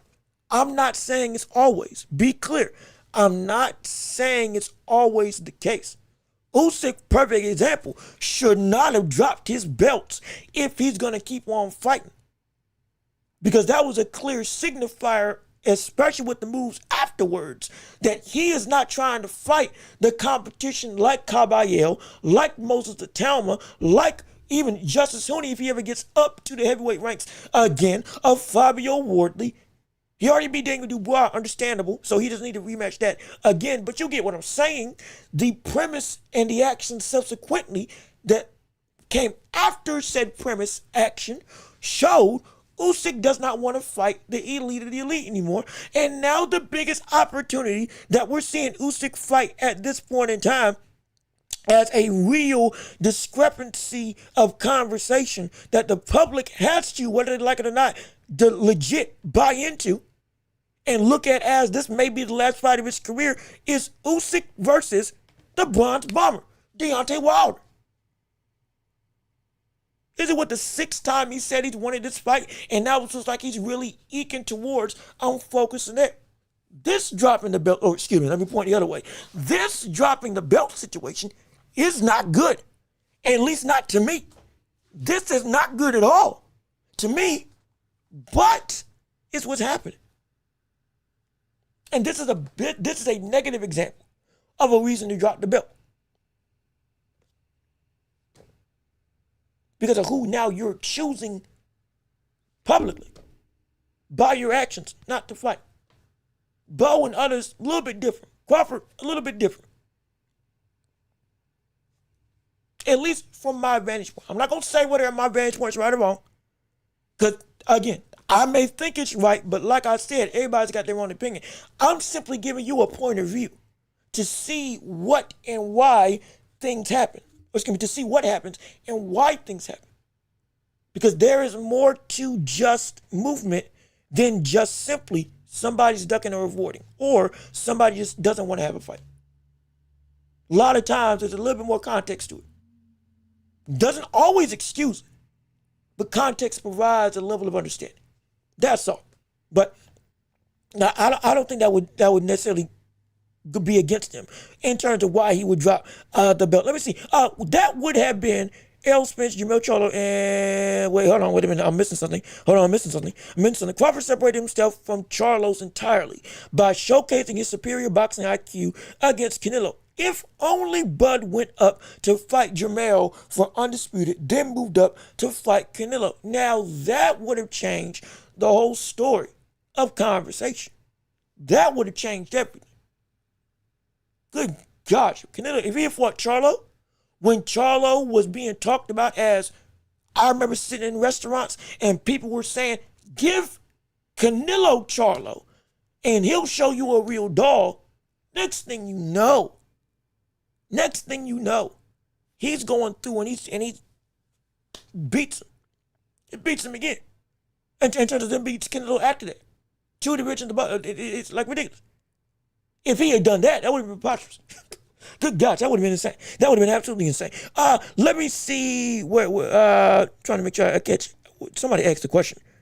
Here we go. Who you got if 03 Roy Jones fought Mike Tyson of the same time? That's cool. So,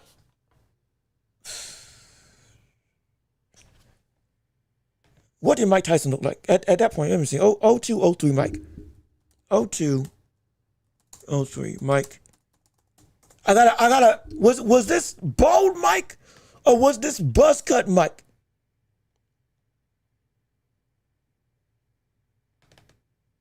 Let me make sure. Let me make sure. Ooh.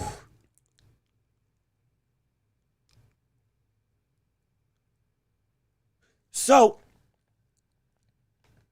I've said, okay, Tiger Tattoo. Okay, thank you. Tiger Tattoo Mike. I think, now, remember, the going sentiment was, for those of you that may not know, the going sentiment was that I feel like this should be a championship rounds question. Which, if you all don't know, for those of you that may be new, championship rounds, the last 30 minutes to an hour, that's when we go and discuss like anything and everything. I feel like this should be that type of question. But I can answer it right real quick. At 0203, this fight, or I think it was actually 2001, somewhere between Shaq and Kobe's three-peat and Lennox Lewis dominating the heavyweight division in the early 2000s.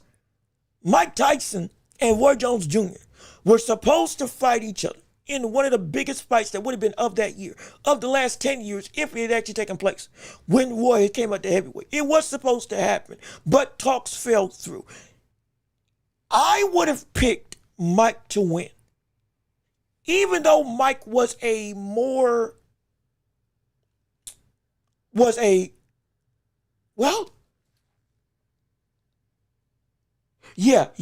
think I would have picked Mike Tyson to win. And the reason being,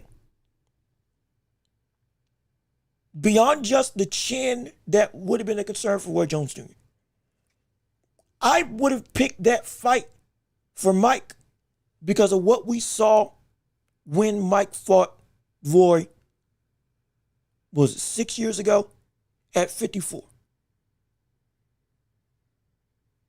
And I'm not using that just because, they were both out of their prime. You can't really take that as a reasoning. The stylistic matchup that we saw between Roy and John Ruiz.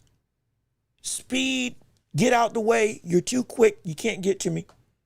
At that point in time in 2000s, before Mike went completely over the hill. He was over, but it would have.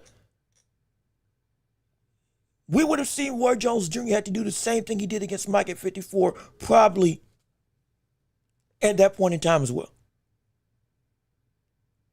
But I think that Mike, with his style, was a perfect counterbalance to Roy Jones and his speed and raw athleticism.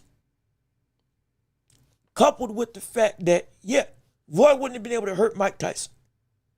Mike would have been able to, at least at that point, we're talking early 2000s, still had the ability to get to Roy Jones and still somewhat do some of the stuff he did at his prime. Not nearly the same, but good enough. And at that height with his hand speed. I think that's the other thing. And the body attack that he could do. What I saw when they fought years ago on Thriller gave me a glimpse into what it would have been like for Roy to fight Tyson if they had fought in that dream match. And I think the body attack, being able to overpower and outwork Roy in the clinch, making Roy uncomfortable, and Roy not being able to just get out the way like he thought he was going to be able to. I think that would have led to Mike Tyson being able to get to him. And I think he would have been, okay, he's starting to take control. It took a minute, but he's starting to take control. Now the power's starting to affect him. That body work is starting to get under the skin of Roy Jones Jr. Superman's actually starting to crack a little bit. And Mike Tyson's starting to, Mike's going to struggle in the first couple rounds, absolutely. But once that motor somewhat slows, because Roy was so big at heavyweight, it would have been, I think Mike would have been able to get him out of there. I think Lennox Lewis would have beaten Roy Jones Jr. if they had actually fought against each other. If Roy had beaten Mike at that point in time, or Lennox, specifically Lennox Lewis, I don't think there would have been a question. He would have been the greatest of all time, even with how his career happened afterwards, to me, because he was just that special. But I think I've always thought that Mike would have beaten Roy if they had fought at heavyweight. Simply because Roy or Mike's style was, to me, a perfect counter to what Roy Jones did. And strength and athleticism wise, he would be able to keep up with Roy at heavyweight at a way that no other heavyweight, again, outside of maybe Lennox, would have been able to do on a consistent basis. Well, maybe a couple more, but he would have been too slick. And they would have been headhunting too much. Mike wouldn't have headhunted. And he would have been able to really get to him, get downstairs to the body. And it would have been, I think he could have got, again, that's just me, I think he could have got, if you disagree, understandable, because again, it's Roy Jones Jr. I mean, to say he couldn't beat somebody would be a far-fetched situation because it's Roy. It's just about the best talented fighter we've ever seen in history outside of Sugar Ray Robinson. So I get it. I just think it would have won. But let me keep on reading your thoughts and opinions, because we got to make sure we catch everything else before we get to championship rounds. Let me go and quickly delve into the other topics of discussion. I want Wilder to fight Usyk. I don't know why people still want. Look, I don't know why people still want this fight. There for some reason, and this is not a. Be clear, this is not a knock on you. It's not a knock on you. But for some reason, we keep on bringing up this fight as a real situation. The reason why I don't want it, but I'm more intrigued now, is simply because Usyk looks incredibly vulnerable. Usyk went Usyk went the Fury route, came in overweight, came in looked like out of shape, and came in and got overwhelmed by somebody that, with all due respect, looked almost worse stylistically than the likes of Deontay Wilder, yet had leagues better success. Again, he looked like he looked like a fighter out of the 1940s. I'm so serious. But it worked. I think we brought this before. Rico looked like two-tone. No, not two-tone. Excuse me, not two-tone. No. Hold on. Not two-tone. Not two-tone superstar. No. Rico looked like two-ton. Was it two-ton Tubbs? What was his name? That buddy who fought Joe Louis, and he was like fat as all get out. He fought like that, but it worked. For some odd reason, it worked. And we brought that up earlier. Like way earlier at the time that we discussed that fight. What the word was it? It was two-ton somebody. Two-ton Tony, I think was his name. That Joe Louis fought. Well, Tony Galanton. I think Tony Galanton, something like that. Rico fought like that and it worked. And he almost beat Usyk. If that can happen, you doggone right Wilder can come and take him out. Even though it's going to be less likely. There's more than just a puncher's, it's only a puncher's chance. But that puncher's chance is significantly grown since the talking points initially of this fight being a real possibility. Now, granted, I still don't want to see it happen. But if it is going to happen, you better believe, I think he's going to be able to win. You better believe I think he's going to be able to win. Though I wish we were in a different circumstance of opportunity. I still think Usyk's going to win this fight. But if this fight right here does take place, that will be the last fight of Usyk's career. I guarantee you. I guarantee you. We got some problems here. If that fight does take place, it will be the last fight of Usyk's career. I assure you, it will be the last fight of Usyk's career. Because he's not fighting Moses Talma. He's not fighting Caballero. He's not going to go back and fight Daniel Dubois. He's not going to go after the other titles at heavyweight. Tyson Fury would have been the only other third option, but Fury's fighting AJ. Most likely that fight's going to be Fury's last fight, even if he wins. Especially if he loses. Because it's going to be, literally, I have nothing else to do with the sport. And if I can't beat AJ, I sure enough ain't got no shot at beating Usyk again. So I'm done.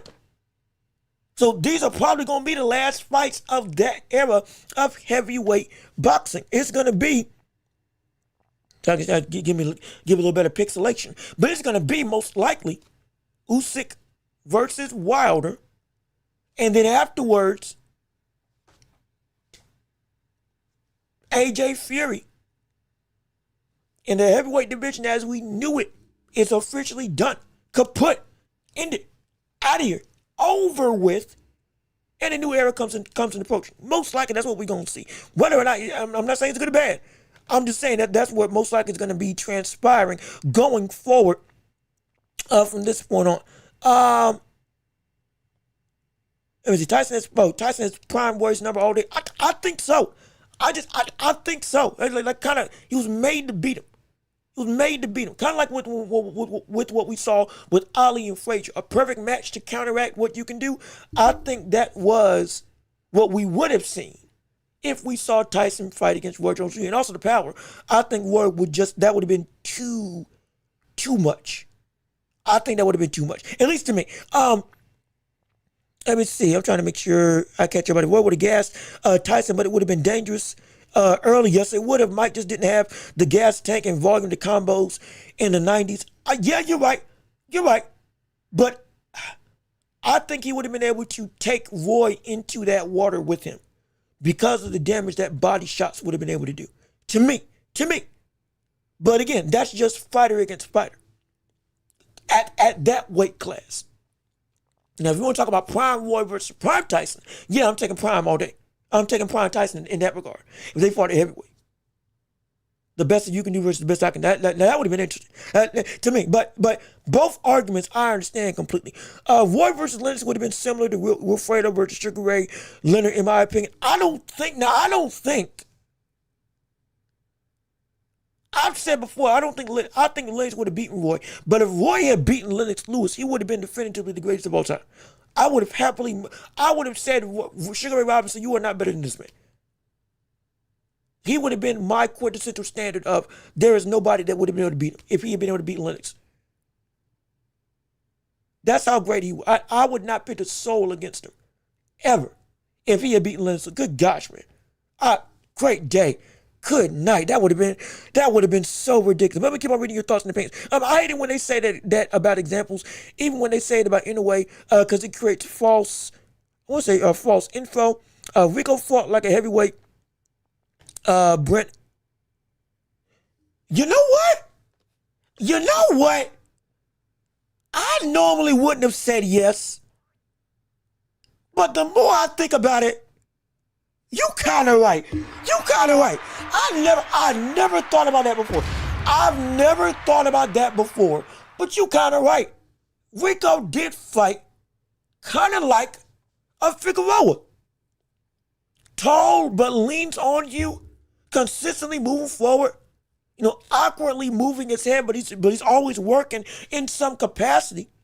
And the constant onslaught of I'm giving you something to worry about. I'm giving you never just, I'm not gonna say it's like a William Zepeda, but somewhat they share some similarities. Rico just upped that at heavyweight. He upped that volume significantly for what we normally see at heavyweight throw. Good gosh, he didn't give Usyk time to think, similar to what we see Figueroa try to do when it comes to pressuring the opposition and really from the onslaught, letting that pace of the fight be known early.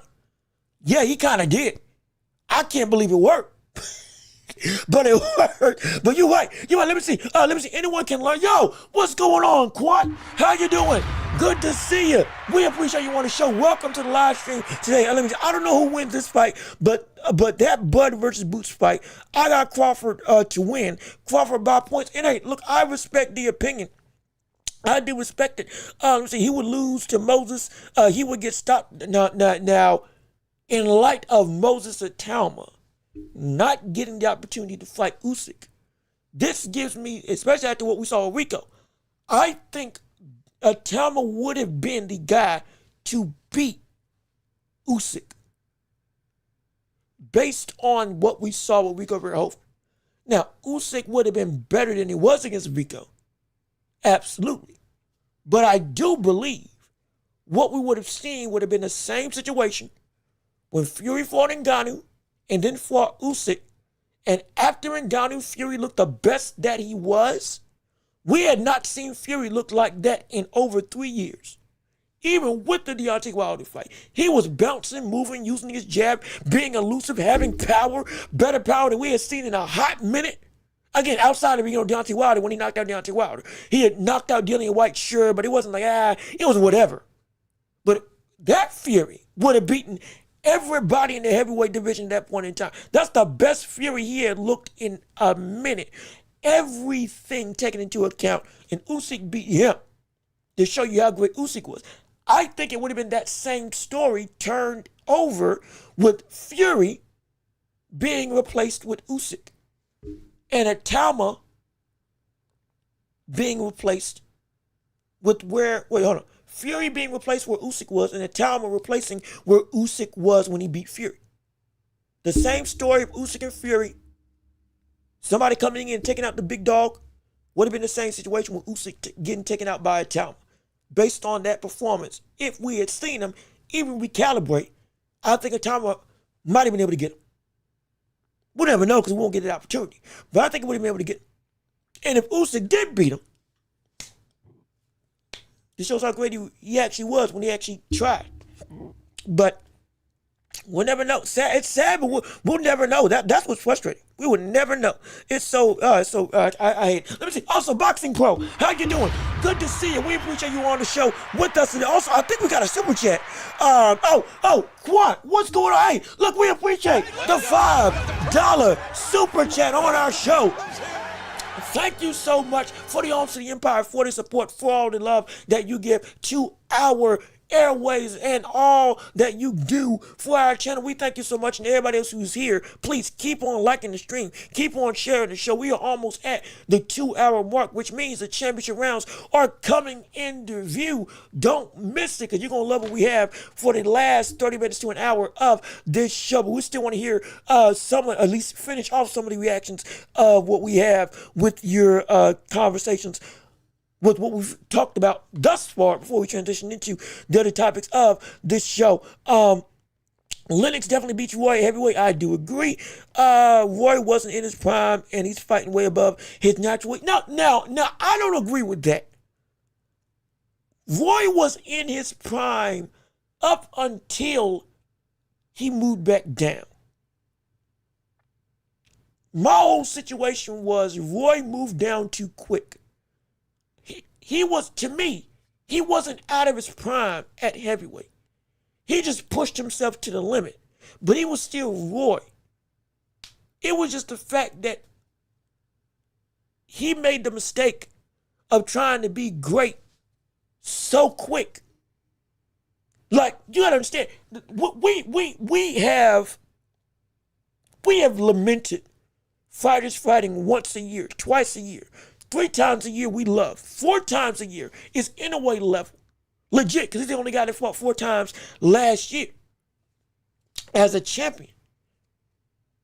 We are in a different dilemma when it comes to the movement of a fighter because we understand better how the body works. At the same time, we don't want you stalling out your career. Roy Jones Jr. was moving quick and moving great. And if he had either A, stayed at heavyweight, or B, waited a whole year before moving back down, his prime would have never bottomed out like it did. It wouldn't have. He is only a product of his prime being ripped away, not him fighting up until he was out of his prime. He made the mistake of moving too quick, which is crazy to say, trying to be great so fast and so dominantly from heavyweight back to light heavyweight. But if he had taken maybe a year and a half off, get down in weight even more, because he still would have been in his prime physically, and ease his body without losing muscle as a whole, he probably would have been the Roy that we knew. This is where an approach like we saw with Terence Crawford would have helped Roy Jones Jr. Slowly eking your way into a weight class, because then you give your body time to adapt while never losing its ability. You simply losing weight. If you lose muscle, you can't get that back. Or if you do, you're never the same. It's hard. And even at that caliber, Roy still beat Tarver the first time. But he still kept on moving quick. And the second time, I got completely shot. And never the same. It's just, I think that's what got Roy out of there.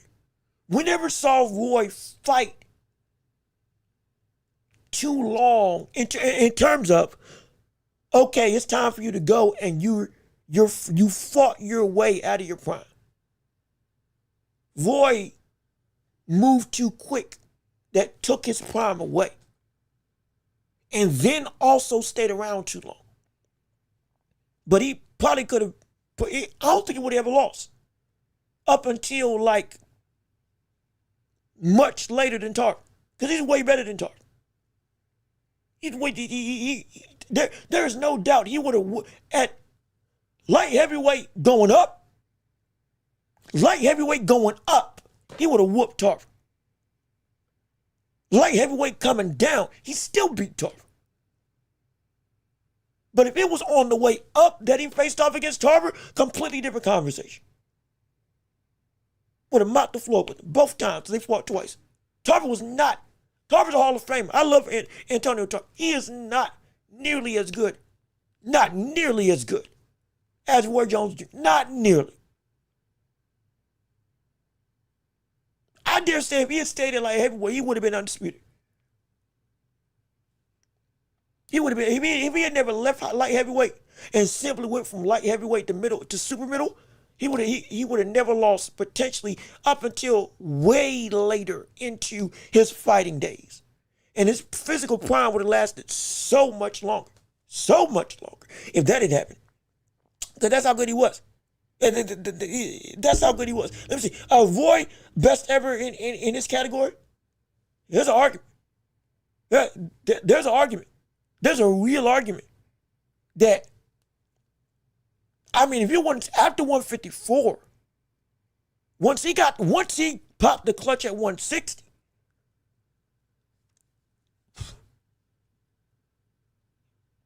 Hagler, arguably the best middleweight ever, par with that. And then at 168, we would have said that Canelo may be the greatest 168 pounder because of the run that he's had when he was at his prime.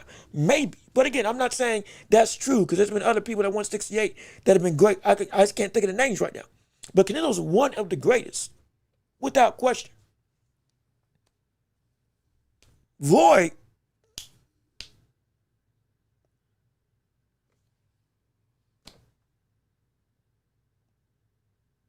I think it's better.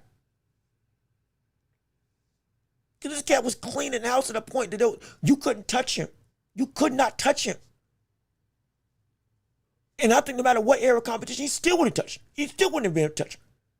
What have been saying? Let me see. My dream 160 fight is any fights involving Roy Jones, Gerald McLean, and Marvin Hagler fighting each other. Yeah, Carlos Monzon. Yeah, now I think Monzon would have been, and this is not disrespect, I think Carlos Monzon would have been an exciting. I don't say this because Monzon wasn't incredible. I think Roy would have knocked out Monzon within 7. But it would have been such an exciting 7-round fight. G-Man, that's the fight that is an X factor. Because that could go either way. In terms of, I think Roy would beat him.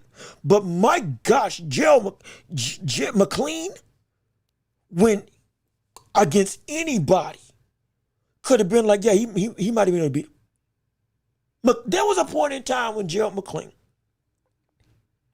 would have been, if you could not put him against any fighter of any era, and it be said it wouldn't be a 50-50 fight. I'm so serious. The G-Man was, at one point in time, not just one of the most dangerous people in the world, but he was at a threshold where he legit, you could not bring up a name that you couldn't say he might beat him. Roy included. Oh, McClellan, excuse me. I'm sorry. McClellan, my apologies. My apologies. I'm sorry. No disrespect. I wasn't trying. No disrespect. Thank you for the proper enunciation. For the sake of safety, I'll say the G-Man. Because that's what he went at. That's what he went by. But he was bad. More than bad on any fight that you put him against. There was no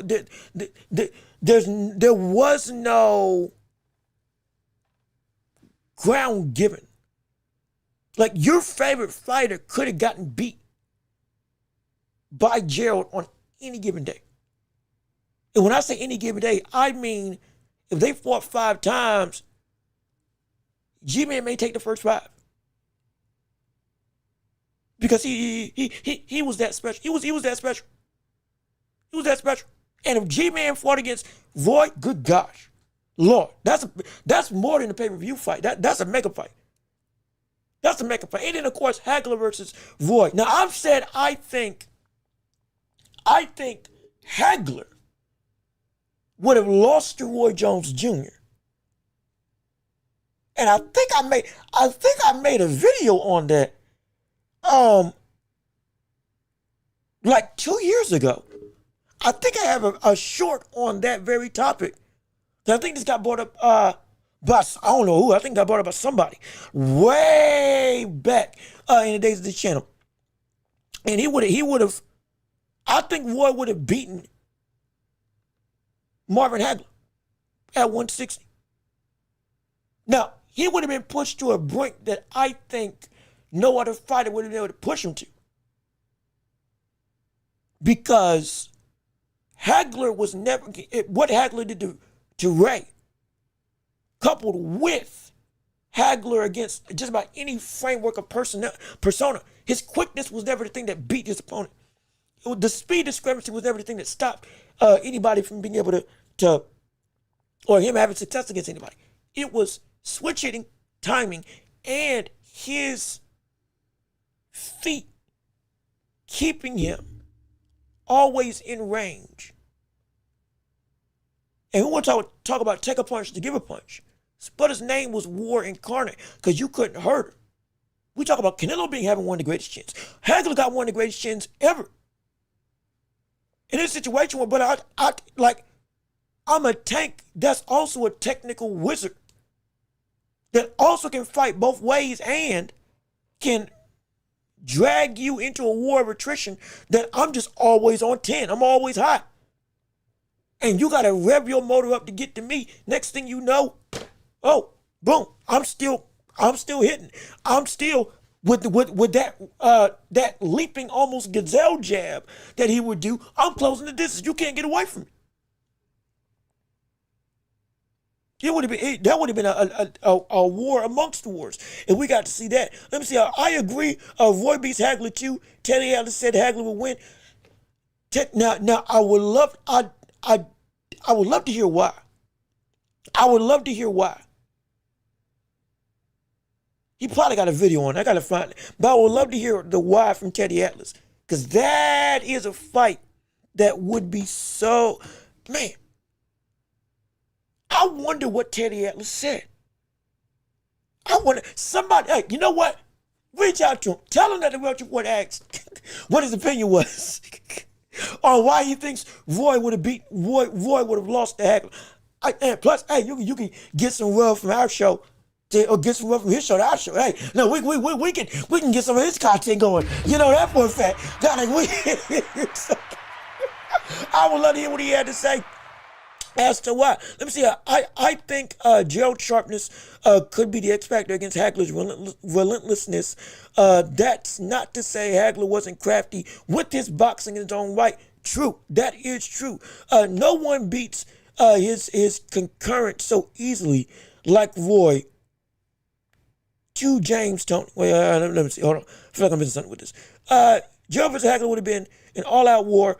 Guarantee somebody gets stopped while it I don't know if somebody gets stopped. It's hard for me to say that he would have been able to that if somebody would have get stopped, I would have said it would have been Gerald. It is almost impossible. And I've only said this about like a couple people. George Foreman, Joe Frazier, who I'm still can't believe he got stopped by Foreman. But again, it's Foreman. But to imagine them getting stopped is almost impossible to me. Somebody of that caliber. Hagler's one of those people. I can't, it's against anybody, I can't see him getting stopped. Just because he doesn't just let himself get hit, but it's the fact that his chin, when he did get cracked against some of the greatest punchers we had ever seen, it stood up. It stood up. I don't know anybody that would have been able just to outright stop. Maybe the only guy that I would be able to see knock out Hagler, even with the incredible power that we know Gerald has, I think it would have only been Roy. I think because his hooks were I'm not going to say equivalent, but the same chopping right hand that we know Thomas Hearns had, that's one of the greatest right hands in boxing history. One of the 5 greatest right hands we've ever seen in boxing history is that chopping straight that we've seen from Hearns. And all that, and that buzzed Hagler within their 3-round war. That was going 100%. And Hagler still somehow not just survived that, got to the end of the round looking good and went on to knock him out. I don't know what, The only punches I could think could do something like that would have been either somebody with the power of Mugabe or the hooking ability of the Superman-like power that was Roy Jones at 160. That's my own. It'd be tough. It would, good gosh, that'd be tough. That would be so tough. Let me see, Roy could stick and move all night versus Hagler. Yeah, it wouldn't have been sticking and moving. He would have had to fight. He would have had to fight. Because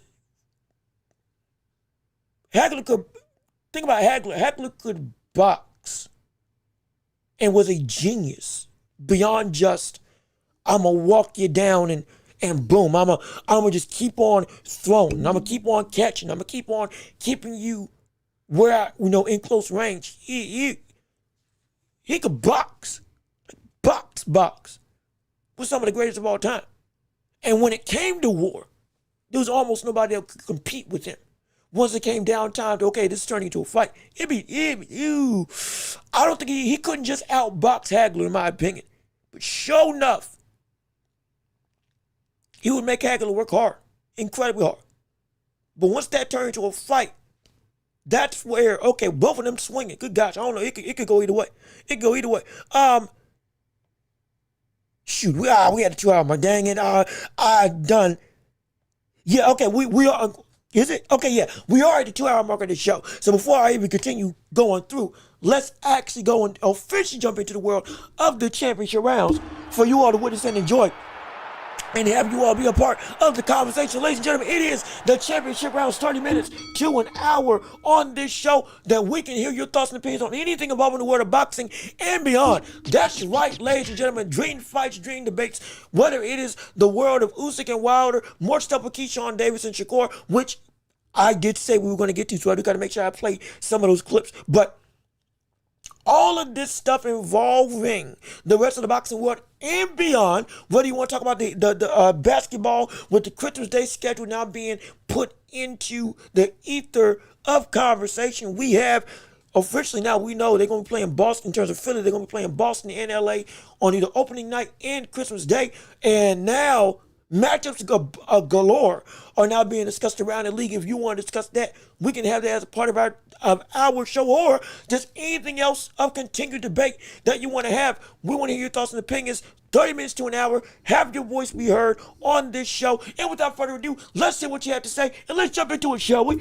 It's time for the championship rounds to hear your thoughts and opinions on the rest of the scope of the sports world. And while you're getting your questions together, let me at least pose some of the stuff I was supposed to say earlier in this show that I wasn't able to delve into, which some of the stuff we'll be discussing later on Thursday, and some of it we'll try to get in tune with right here and right now. Like with Devin, I was going to say Devin Haney fighting Jack Catterall was in the works for a welterweight fight, but at this point in time, some stuff may have changed, so I'll hold that news up until Thursday afternoon. What I do know is what we can discuss a little bit is Conor Ben.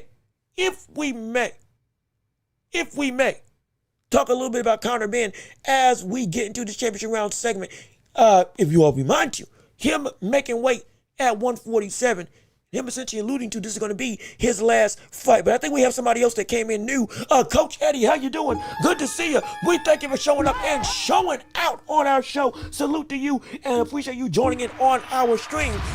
If Bud comes out of retirement, he going to lose. Bud too old. Bud is not too old. He's not too old because he's still within that gap window of fighting one time a year. I've said within the next 2 years, if we can get this fight, he will be just fine. Because he's comfortable. He's got his weight that he wants to walk around in. He's got his weight that he knows he can fight at. He's not moving back down to 160 or 154, almost assuredly. And this is the normal regimen that we know Bud fights at. Wait a year, fight when his body is fully reconvened, and then boom, you're ready to go. Or rather, take a year off. Get your body completely ready. And then, now, you can go into training camp, cut, ready, fully healed, and fully primed to make a fight happen. I'm just like I never left. That's been his regimen all this time. Madrimov, it was the same way. Canelo was the same way. I think Errol Spence, somewhat it was the same way. I don't think it would be too old, at least within the next 2 years, if we did get this fight to happen. Now, afterwards, whole different conversation. But at this point in time, if we did see it, it wouldn't be too bad. Wouldn't be too bad, at least not to me. But real quick, let me make sure I actually get this thing going. Conor Ben. Wait, hold on, what is it? Conor Ben has now alluded to this is going to be his last fight in the world of 147. Mind you, he just got there. Mind you, he just got there. And already, this is going to be his last fight. This is the concerning framework when it comes to Conor Ben. Because he's fighting at 147. He is going to be fighting where Ryan Garcia is at his absolute peak. And Conor Ben, potentially, is going to be his absolute worst. With respect to Conor Ben, due to his, pedigree, skill set, understandable. I'm scared, in all honesty, that Conor Ben's going to get absolutely dog-walked in this fight against Ryan Garcia. Because if you haven't seen the difference in what they look like, I'll show you right now. I'll show you live. Conor Ben, in this fight, getting prepped from what he was at 183, going up to cutting down from 160 to now going at 154. This is a night and day difference. I don't think, in fact, I'm gonna put it on big screen so you can see fully exactly what we're dealing with. This is Conor Ben getting ready for Chris Eubanks Jr. 183, again, getting down to 147. Even when he got cut down fully, he looked full. He looked fresh. He looked ready. Looked decently big. Again, this is pre-cut 183, getting down to 160. After this is what he looks like now at 147. Or getting down, not even at 147, getting down to 147.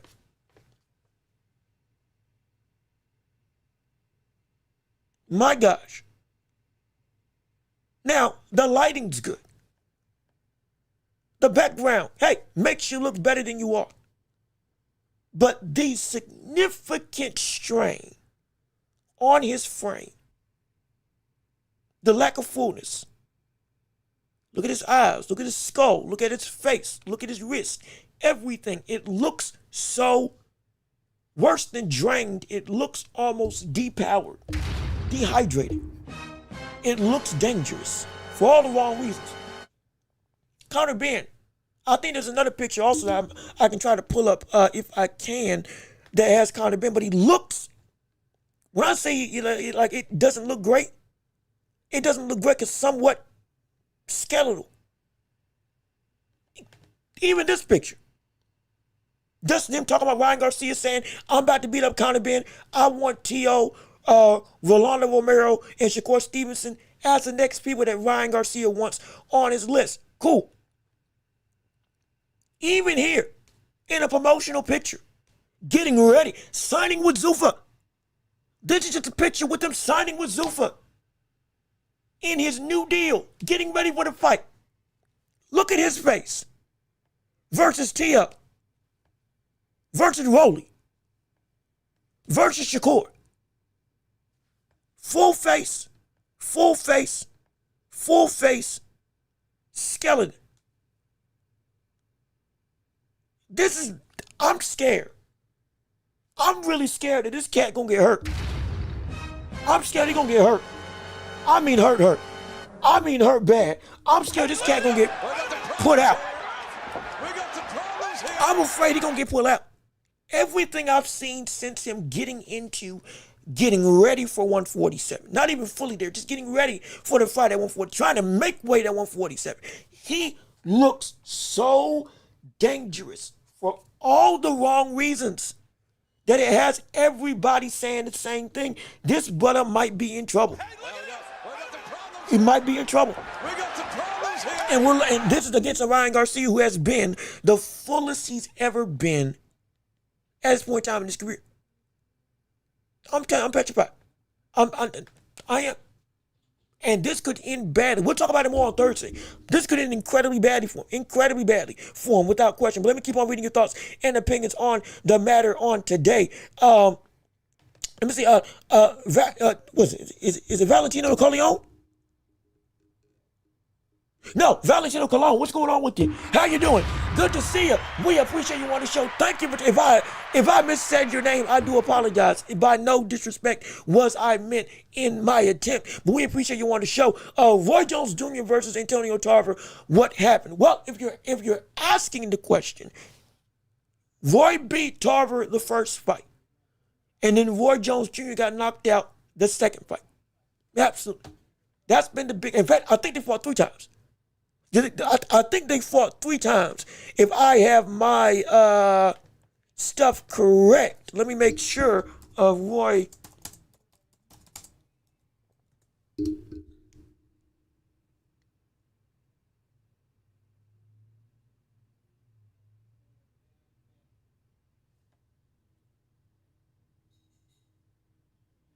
Yeah, okay, yeah. They fought 3 times. Roy won 1. Tarver knocked out Roy the second time. And then Tarver won unanimous decision the 3rd time around for the IBO and the Ring Magazine Championship. So they fought collectively 3 times. And Tarver won 2-1, with one ended up being a knockout. Now, that's how the record went. Now, do I think that Roy was a better fighter? If he had been able to not lose the muscle, yeah. All around, yeah, Roy's a better fighter than Tarver. But at that point in time was a diminished Tarver. Or excuse me, a diminished Roy Jones Jr. As we saw. But even still, he beat him. That's how it went in terms of the resume of their trilogy. I mean, it's a case in point, Conor moved down in weight after the Eubank fight to fight Prograis, and Prograis gave him plenty of problems. Exactly. And Prograis was not better than Conor Ben. I've said all my gripes about Conor Ben in the past. That does not change the fact that Conor Ben is better than Regis Prograis. He is. He absolutely is. And at 154, mind you, that was where Conor Ben was billing his ass. I'm closer to my weight that I used to fight at. I'm going to be great. And he looked terrible. He looked absolutely horrible. From the perspective of what we expected as a boxer going in and working against the ranks of other fighters at that same weight class, though he wasn't going to be the best, we thought he'd at least be in the conversation. Lord knows he wasn't. Immediately moved down to 147. And he might look worse. But that's a drastic jump up and a drastic jump back down. The only guy I've known that's been doing this successfully was Thomas Hearns or Roberto Duran or any of the 4 kings. That's it. Ain't many people that can move up and down all around and just be A-okay. Ain't many. And Conor Ben ain't one of them. He's pushing his body too far. He's trying to get the big fights, I understand. But you're setting yourself up to be hurt. Hurt bad. Hurt really bad. And it's not because, you may be able to go and get the fight going, and turn this into your favor. It's not just, it's not, I'm sorry, this is some good coffee. I'm trying to drink it before it goes cold. It's good. I'm just trying to make sure I'm not losing its steam. But we're looking at this fight that Conor Ben is in a real dangerous state because he's already worse at punching because of the PEDs or lack thereof. And he already got beat by somebody when he should have been able to carry more power, even though he did hurt Chris Eubanks Jr., but it still wasn't not the same. And ever since he's moved down, he just looked worse and worse. And he already moved up from being at 147 before. We were supposed to be, as you move up, you gain more power. And it wasn't the case. The only time you actually showed your power demonstratively was when you knocked out or knocked down twice a weight-drained Chris Eubanks Jr. that should never go at 160 ever again, who now is campaigning at middleweight, hopefully, or super middleweight, hopefully for the rest of his career. Conor Benn is going to be in the ring with the best physical version of Ryan Garcia. And yes, we can even have a clip, and I'll play it here for you all to see of where is it? Of where's it? Play a clip of Bomac on another interview talking about what he will see from Ryan Garcia and Conor Benn. He feels that Conor Benn is going to be able to stop Ryan Garcia. Shocking, I know, but his words, not mine. We'll address this more on Thursday, but I'll just give you a clip of what exactly he said so you can understand the context of the conversation and outright what is his sentiment or thought process reasoning and why exactly this is going to be, against my judgment, a completely one-sided affair potentially for the likes of Conor Benn.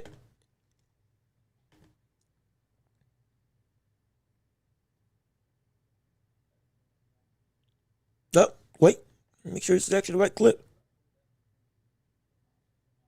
Is this the right clip? Doggone it. No, it's not. It's not. I'm sorry. It's not. It's not the right clip. I was trying to make sure it was. It wasn't.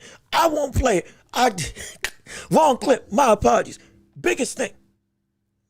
And we'll find the right clip and we'll play that on Thursday. The biggest thing more than anything. Conor Benn's in the world of trouble. Despite what Bomac may say. Who he thinks PEDs, Ryan Garcia being off him, doesn't look the same. Looked about the same against Mario Barrios. I don't know what Bomac was watching.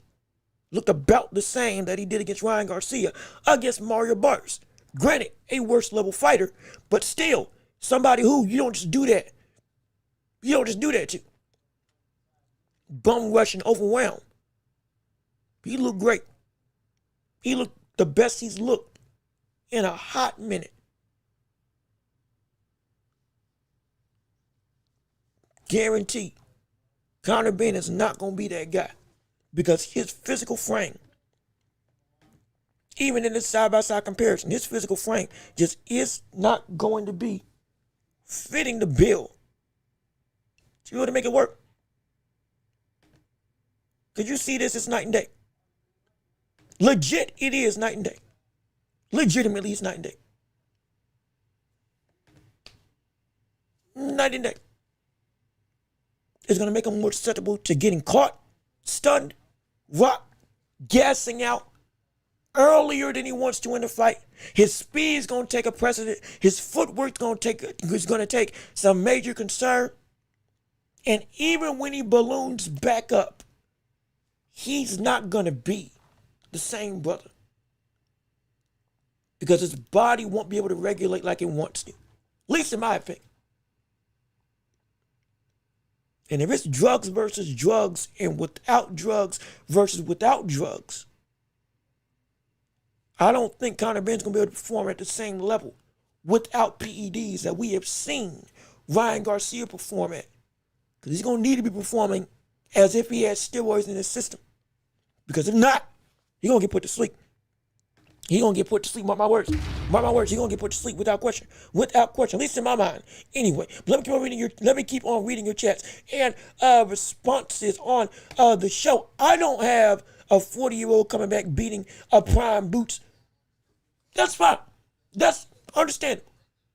If you think Boots is going to win against the likes of Terence Crawford, if the fight would happen, we are not saying the fight's going to happen.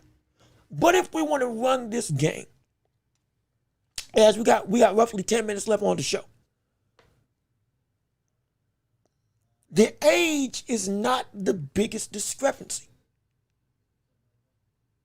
It's not the biggest discrepancy. And look, Super Saiyan Jackson, he said it best. It depends on how long Crawford is gone. If he comes back next year, I feel it still applies towards Crawford stopping Ennis. Crawford is a consummate professional.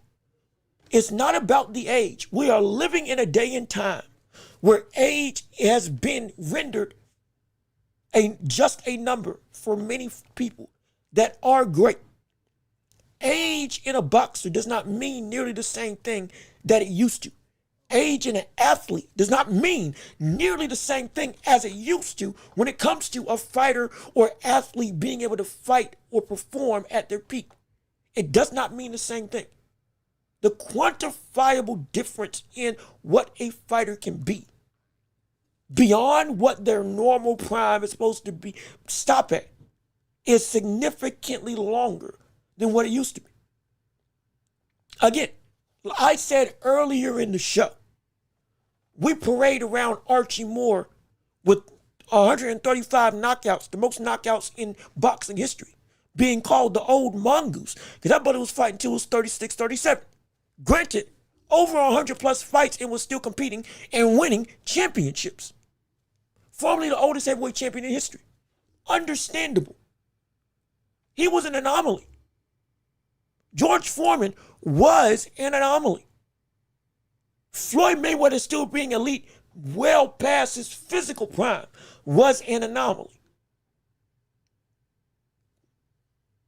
But we're seeing now, more than ever, anomalies are able to be more potent, more formidable, more abounding than ever. We've had so many different situations. Terence Crawford, Artur Beterbiev, Erislandy Lara, Tyson Fury, Alexander Usyk. That's just 5 off the bat. Canelo Alvarez, that's 6. Nonito Donaire, still fighting for a championship. That brother pushing 40. Derek Chisora beat Joe Joyce and went on a 3-fight win streak, nearly beating Deontay Wilder. Though low-level competition, we thought that brother should have been out the pasture. Next thing you know, he was 1 win away from potentially getting a heavyweight championship opportunity, or at least a contending chip. We're not Manny Pacquiao. Just came back and had a draw with Mario Barrios at 147, 7 years after he left the ring, with no tune-up except for some exhibition.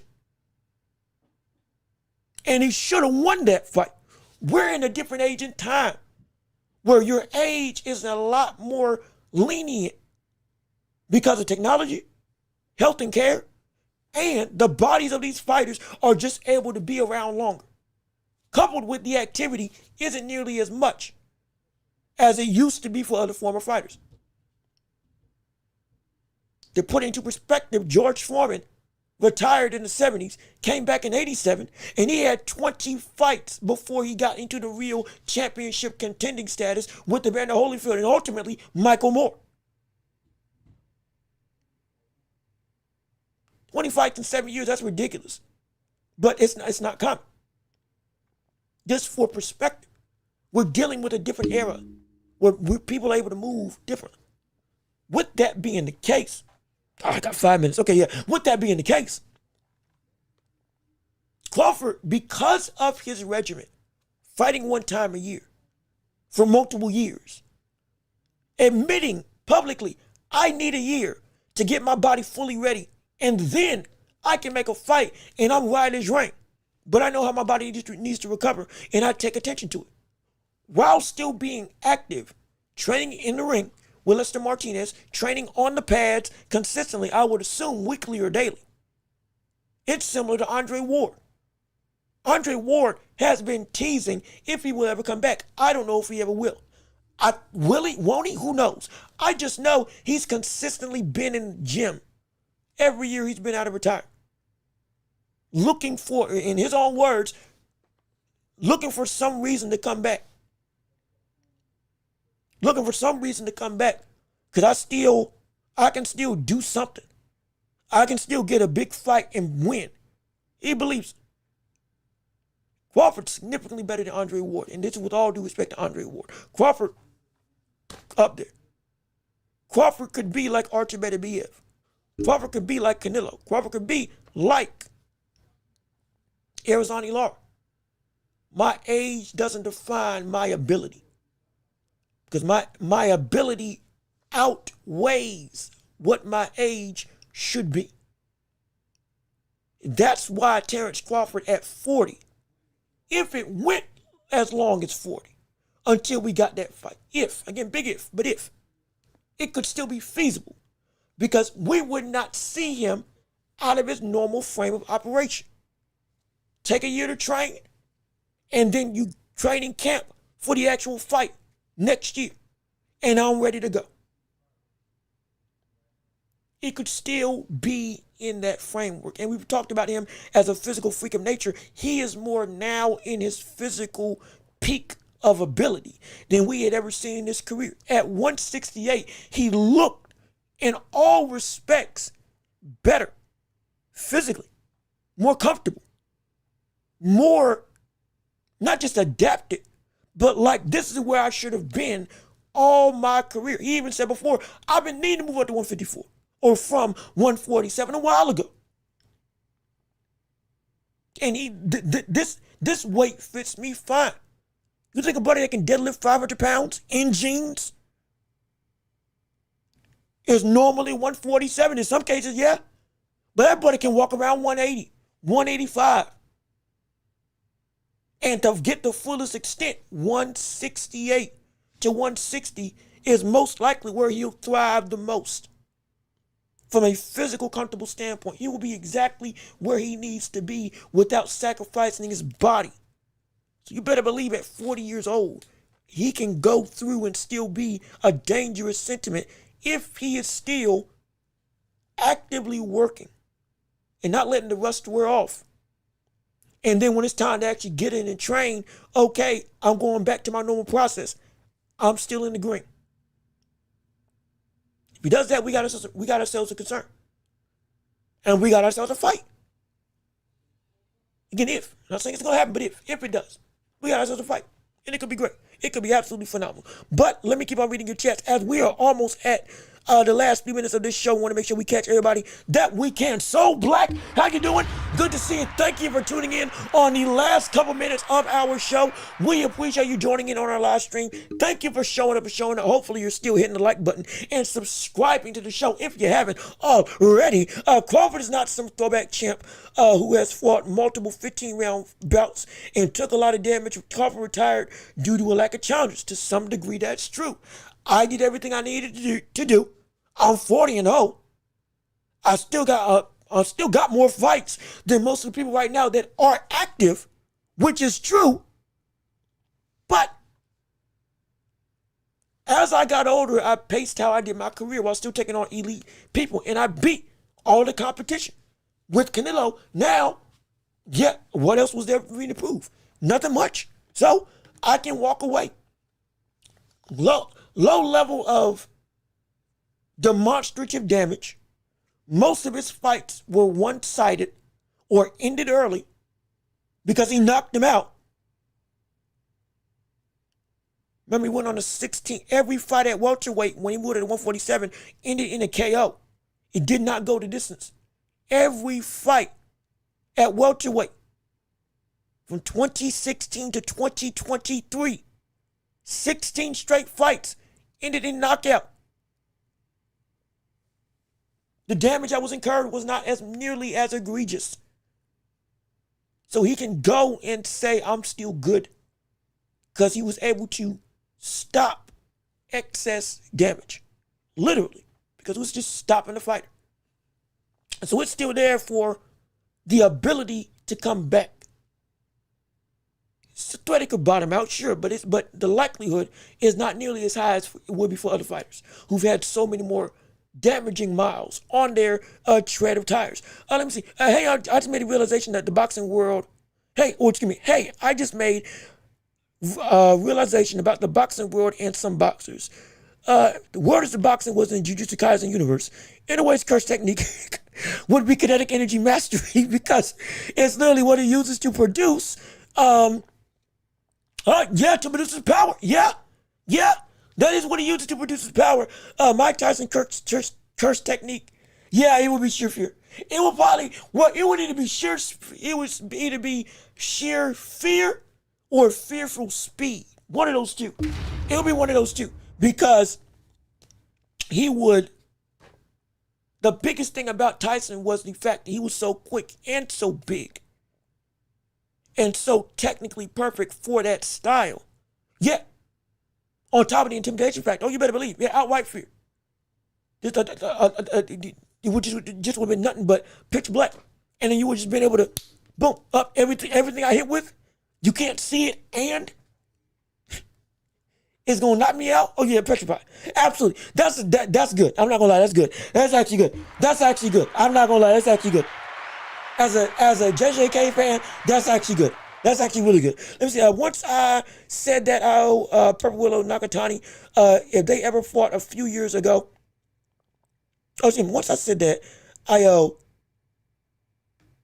with Purple Willow, with Hollow, Purple Nakatani, they ever fought a couple years ago. Oh, okay. I see what you're saying. I think I always said that Nakatani would lose to Inoue. Granted, this fight was a whole lot more close than I expected. My guy was still great nonetheless. In a good way, because it showed Nakatani was indeed that great.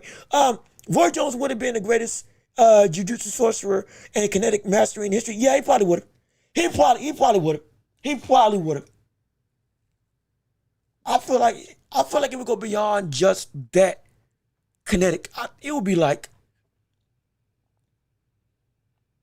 I think it probably just call him near perfection. I think that would just be his curse technique, near perfection. Because, or imperfect perfection. That's what it would be. Because he broke all the rules. And he could just get away with it. Because you can't do nothing about it. You couldn't do anything about it. Absolutely. Couldn't do a doggone thing about it. And so, it would be insane to say. But, before we continue, we gotta go and we gotta stop the show. We have to have a cutoff, even though I don't want to.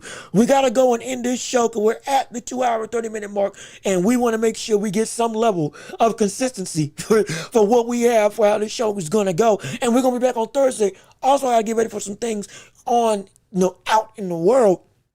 And I got to make sure I can get myself ready for you all on Thursday afternoon. So with all that being said, ladies and gentlemen, we thank you for tuning in. We thank you for listening. We thank you for supporting our show. And we thank you for being a part of our live stream today. And with all of that being said, we're going to wrap the show up and send it home with a bang. So ladies and gentlemen, this has been another episode of The Welch Report with me, your host, Jean-Luc Welch. We thank you so much for tuning in and listening to the show. And we thank you for joining us on this Tuesday afternoon, covering the world of boxing and beyond. We appreciate all the love, all the support, all of all of the grandeur that you provided for our show with us today. We thank you to everybody who supported and donated on our stream. Y'all were wonderful. Y'all were incredible, and you all were outright phenomenal. Take a bow to everybody who donated and chatted, and everybody who was a part of our live stream. It was incredible to see you all with us today. Don't forget, we're gonna be back here on Thursday afternoon as we do this show 3 days out the week, same time, same place, same channel, covering the world of boxing and beyond. We'll probably be talking about Devin Haney. More so, we'll probably be talking about more stuff with Ryan Garcia and Conor Ben, most likely on Thursday. But if anything else comes up, we will be discussing with you all on tomorrow afternoon. Be sure, if you would, go ahead and subscribe to the channel. If you haven't already, be sure to go ahead and be a part of our empire. Come join our community and be a part of the hottest show in all of the globe by hitting the subscribe button. Hit the notification bell so you know whenever we post right here on YouTube and you never miss a moment of what we have on our show today. Also, be sure, if you would, go ahead and rate us 5 stars on every podcasting platform. Apple, Spotify, you name it, we are there. And if we don't, tell us, we'll get there. Absolutely. And don't forget to be sure to, what's the other thing? Oh, yeah. If you can't support this show, we have Cash App and PayPal links down below in the description also, as well as Super Chat, Super Gift, stickers, and the like, all for you to help us support our show and make it so great and make it so grand and help us to go and edify the show, because we can't do this without you. We're like PBS. We're funded by viewers like you to keep the lights on, to pay the bills, and to help us to go and grow the show, all for your viewing and listening pleasure. And please do the most important thing, which is to share the show with everybody that you know, so we can keep on building up this empire together. I hope you have a phenomenal afternoon. Hope you enjoy the rest of your day. Can't wait to see you all on Thursday. Be safe, be blessed, peace and love. Oh, we are out of here. Yes, sir. Salute to you. We're going to see you all on Thursday afternoon. Have a wonderful afternoon, and we are out of here.